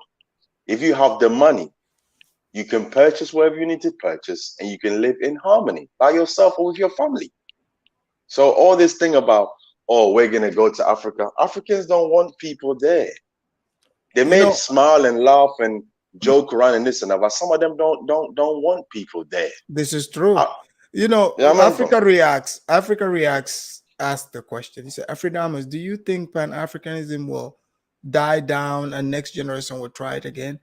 Yeah, at some point. To be honest, this time around, especially with technology and how the world is integrated, I don't see it dying down like it did back in the 60s and 70s, you know, quickly. Because most people don't even know, like, this is not new. Like I said, in the 70s, they had Black Panther members, you know, in Gambia. They had them in Ghana. You know, like, for some reason, it's always been these two places, Gambia, Ghana, and they used to go to Algeria too. Yeah, but you know, even on the West Coast, this has been, I think the now places that Black Americans, you know, even the radical groups, these are the places they like going to. I've seen some Tanzania too. So a lot of things didn't change. They just added more countries to their territories of where they go. I think now it's more about the long strokes of what you mentioned before, long with the stroke women Kwames. going there. Yeah, long stroke Kwames. I think that's why most of these women and long stroke Lamins. Oh yeah, that's why they're going there, because they all want to be pasted, of course. They want someone to bench press them, of course. You know what I mean? So that's why they're all going and spending their money. And I think I saw one of your videos a while ago. You showed these British women, 2 white women. Oh yeah, that went there, and they were talking about their experiences of how they got thrusted really intensively. You see what I'm saying? So I think this is the narrative that a lot of women have got. They're thinking, you know, before it was Jamaica, they used to talk about going to Jamaica and getting a good beat down, but now it's come to Africa. Ghana. You know what I mean? Ghana, yeah. You know what I mean? Ghana and Gambia, you know, they're going there, and the young boys are definitely breaking their backs in for them. You see what I'm saying? So Africa Reacts, he asked a good question. He said Black people should repatriate to South Sudan. That's true. South Sudan is a young country, is coming up. But I get why he's laughing. He said they should repatriate to South Sudan. Yeah, because there's a lot of young people there. No, you know, in South Sudan, I don't think it's gonna go well. Oh, DMF, Supergirl is reminding you that, you know, it's a family show.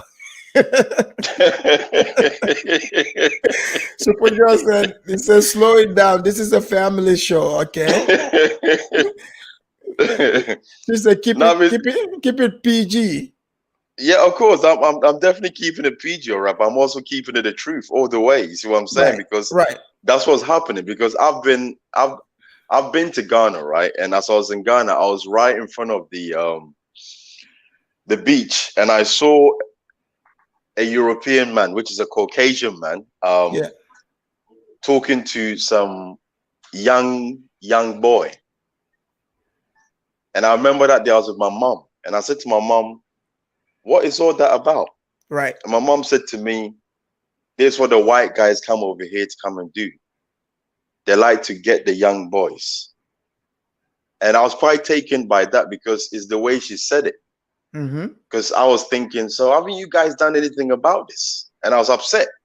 And wow, is this when you were a little boy, or this is when you went there? This is about, maybe I'll say 2016. You know what I mean? So I was quite taken, and this is some of the things that don't get touched on. You know, that they're going there for young boys. It's not just girls. They're going there for young girls, but they're going for young boys too. Right. You'll see, even at the beach, you'll be seeing the beach and you see a young black guy with an old white dude, and you know that picture don't look right. You know where I'm coming from, and you're thinking, and then when you ask, like for example, there was someone that I knew back then, you know what I mean, and I'll say to him, what's going on here? And he'll be like, well, the white men are paying to obviously engage in some sexual activities with these boys. You see what I'm saying? So this is some of the stuff that a lot of people don't know about. So, and this happens all over the world too, just so that people don't narrow it down to just Africa. This happens anywhere that there is lack of finances. Right. You know what I mean? People are not, you know, I should say, then the families are not in the, I should say, in a good position to finance themselves. You have this kind of,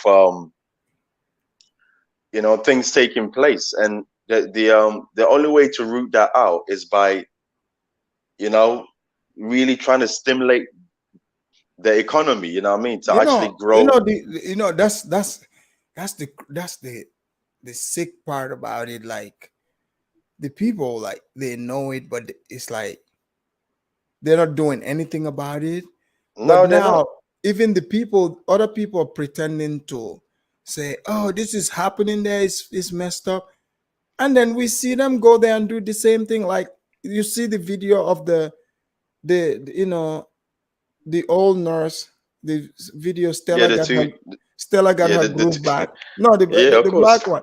She tried to make it about race. She's like trying to tell long stroke more that, oh, you just, look at this white woman doing this with the, taking advantage of the black Gambians. Yeah. And the guy told her, you're doing the same thing with me. Of course. You know what made me laugh about that video of yours? Yeah. The last thing the woman said, they asked her, so did you enjoy yourself? She goes, yes. It was a very pleasant moment for me. Mm-hmm. So you know that was full satisfaction. Right. You see where I'm coming from? So this is what they go there for, to get their backs blown out. Mm-hmm. You see what I mean? Like I've seen it in Kenya. Like they call, on the beach, they go there they call them the Maasai. I mean, these guys are there doing push-ups. I mean, they will pick up the white women, like. But I mean, and they say they're looking for the Maasai people, but this Maasai, and some of the Kenyans actually they pretend to be Maasai. They join. Of course, you just gotta dress. Yeah, that's classic. Yeah, so this is just all through Africa. So even some black people that go to these places, they want to point fingers at this, but they don't even realize they're participating in it. Because I used to know black women who they go to Jamaica, and that's what they go there for. Of course. Yeah, to Jamaica. Of course. Bahamas. They used to say, I think Eddie Murphy made a joke about it, or I think Winston or something would be walking on the shores and his thing would just be dangling, and the women will just be, you know what I mean, dazzled, you know what I mean, by such, you know what I mean, physique and, you know, stature. And then that just overtakes them, and then that's it. Whips them into motion. Yeah. It's a family show. Let's hear more. Have it renewed. You can come back and tell me you wanted to do other things, even though you're texting me and messaging me. Oh, I love working at the Exodus house. Please make sure my job is still there when I get back. Blah blah blah blah blah blah blah blah blah. I'm done with uno.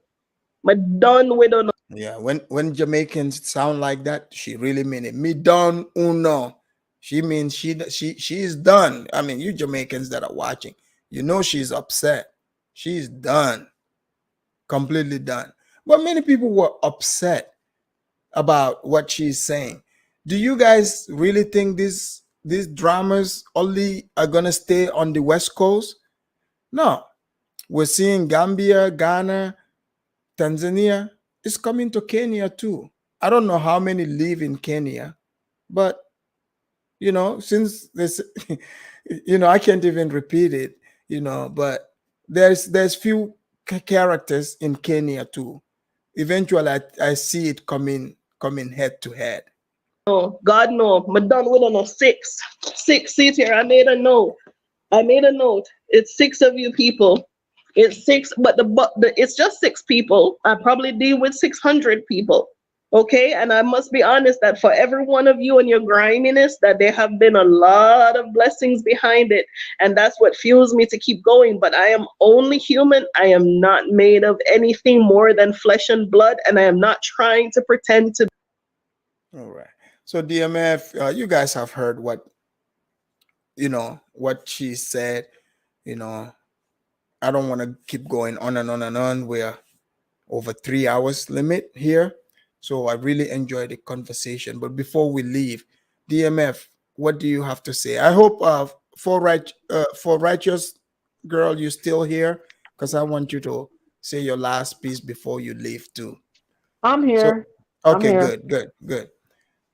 So DMF, you know what you've heard so far and the entire show today. I want you to, you know, say what you have to say. I just think people need to be careful of you know, this notion of people just watching certain individuals on YouTube or whatever platform that they're on. You need to be very careful, because you know, you could be just being led to some space that you don't want to be in. You see what I'm saying? Because, you know, experiencing something for yourself is not the same as someone telling you how it is. You see what I'm saying? So it's better to experience things by yourself. So for example, if you want to go and buy land in Africa, you visit a continent and you try and do the things yourself, instead of doing it through someone else that may not be able to actually do the things that they're saying that they can do, and they don't even live in that country as well. So, you know what I mean? I just feel people need to be careful. That's all. That's the only advice I can give them. Just be careful, because you cannot be working hard, saving all that money. When you save that money, then you go and meet some idiot somewhere, and he's gonna give you some lies and tell you, I can do this for you. I've got this company, you know, you just basically trust my company, this is my website, you know, like I'm promoting myself and all this other stuff. And it all comes down to just their ego of what they're trying to do, not what you want done for yourself. You see what I'm saying? So the main thing is just be careful. Africa is not a place you can just go and think everything is laid out for you, and you can just go there and just abuse and be rich and all this stuff. Like what the gentleman said before, he said, you know, it's not easy going to Africa. If you're going to Africa, don't go there with a mindset to go and look for a job. Go with a mindset to go and start a business. Because with this mindset that you go there to go and start a business, at least you're going there for a purpose. But if you're going there with the mindset of thinking, you know, I'm going to go to Africa, I've got this little money on me, this money is going to last me. Down there, there is no support system.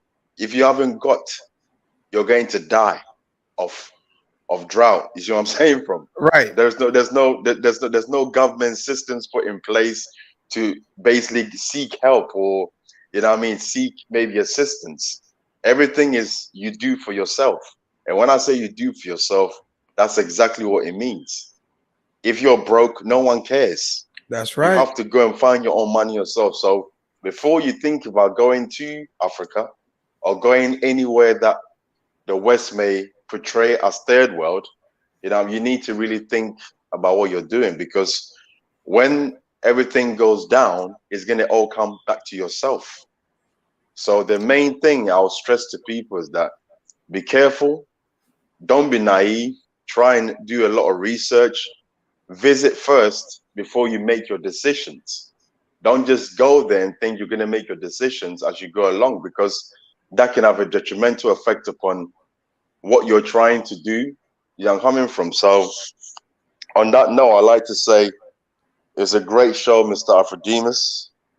Afridamus. Yeah. Yeah. So I'm a bit sleepy at the moment. So yeah. Oh, it's all good. Yeah, I know. But I really enjoyed you coming on, and I enjoyed myself as well. Yeah, great conversation, and it's been great. Oh, Slayer Gem, I haven't gotten to that point yet, but I'm gonna watch. I'm gonna watch the rest of the video, and I will talk about that part in my next segment. But that was DMF. He's sleepy. We're gonna let him go to sleep. Thank you for coming. Have a good night. We'll see you here again. Much love, ladies and gentlemen. Oh, what happened to her? Okay, she's gone. I don't know. Oh, there you are. I'm sorry. I always get kicked off. What happened? I was like, she ran away from me. She don't want to say her last. My phone is temperamental as hell. I don't even know why. Oh, but yeah. Before I start, I wanted to let the trolls in the chat room know, because they assume because Africa is all the grail of life or whatever. You know what I mean? I don't live by other people's expectation. I live by my own vision and my own experience, and I'm not tripping off of Africa because it's a propaganda against Black Americans, in my opinion. This propaganda has been out since 1800. The American Colonization Society, if you not have heard about that, when Libya was built back in 1800. Liberia. The so-called free Black people then, that was a sanctioned white supremacy state that was built by them to go. And the few that went, which was like 13,000, is not my people. The ones that left, they left. They're not related to me. God be with them and all that, but that's not with me. But people trying to attach themselves to us still right now. And I'm like, we're so fucked up, decrepit and all that, but everybody's trying to attach themselves to us. It's very fascinating to me how I can be so feudal, fucked up and all that, but y'all still want to attach yourself to me? Which one is it? I'm confused. Well, their goal is to create that confusion, to tell you, oh, these people, we're doing this on your behalf. All these people, they want to be you. But, that's not how it is. But you're right. You're absolutely welcome to come here. I want you to interview me, Afridamus. I really respect you. Some things you say I don't like, and I will tell you when I don't like it, but I won't call you bitches and hoes and none of that shit like some police academy or Pan-Africanism, because I believe you are a real man because you represent truth in your own mindset as you see it. It might not be my truth, but it's somewhat what you see and what partly I know and see as well. But you're not foolish and just out there on a limb and just throwing stuff at the wall and hoping it sticks. And I appreciate you having enough common sense and knowledge to not succumb to what other people are telling you. Oh, you're African, you gotta play a certain role for these fucking Black Americans to fool them, trick them, make them believe a certain way. You're like, I'm not, I respect the fact that you're like, I'm not going for that. I'm speaking my truth, whether it is what the propaganda is out here or not, because it's true. That's what I respect. But what I don't respect, when you have Pan-Africanism, like Strikes Back Again, Brandon, and this simp bitch has 18 kids, he admitted. He first said 10, 12, and then 18 kids. How many baby mamas can he have with 18 kids? Exactly. But he wanted to try to figure out if I had kids. And I'm like, bitch, you met the wrong one. I don't have kids.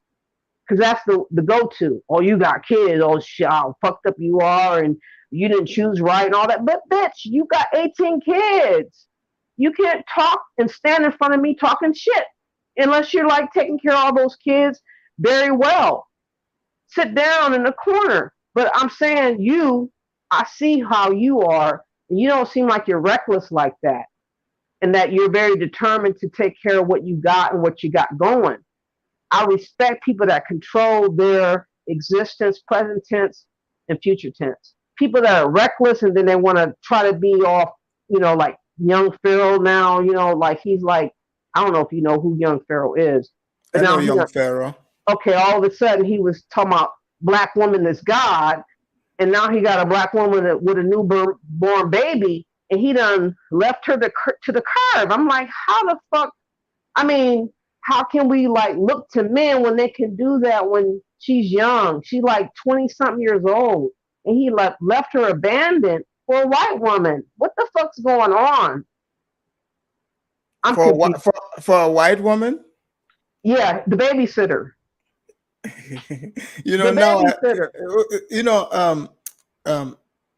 We'll coordinate because I'll interview you. I want you to, because I've been wanting to like give my own spill, because what really got me agitated is Queen so-called Wakanda, Bernex Noor Gina, who was pretending to be African American. It was speaking for the automatic citizenship of Black X, trying to represent us, and she's not me. Good. She's a Haitian American, and she knows doggone well she ain't trying to go to Africa, but she's talking about, I want to have mango trees, I want to live in the Wakanda, I want to like just roll around, walk around with everybody and love everything. Bitch, you're lying. You're playing like Black X. So here, I'll give you my email here in the private chat section. No, go to my channel and just put it there. I don't know if you ever been to my channel, but I've done a lot of extensive views on where I am. And you may want to look at a week's worth of what I do, because I give my own perspective from what I see from the perspective of global infringement of globalists, Pan-Africanists, all over the place.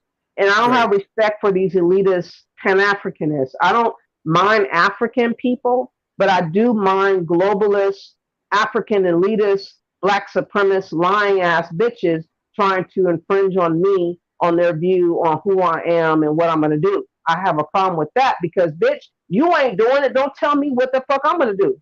This is good. I'll come to your channel, check it out, and we'll go from there.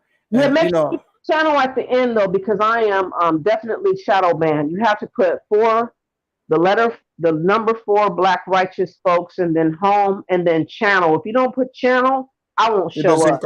Okay. Yeah, I'm like very much hidden. All right. Well, we'll work on that. Thank you for coming. And people, you all heard it. She said her piece, and we'll have her back for an interview. And thank you so much. Ladies and gentlemen, that's bringing us to the end of the Afridamus Report. I hope you liked and enjoyed this show. Subscribe, share with your friends. You guys heard it. I got along with everyone. The woman said her piece. She enjoyed it. DMF came on, KBM. We can agree to disagree, but at the end of the day, only the truth shall set us free. Before I leave you guys, I'll just play you the Pan-Africanist Church Choir, bring you the guys again, and I'll take you out with that.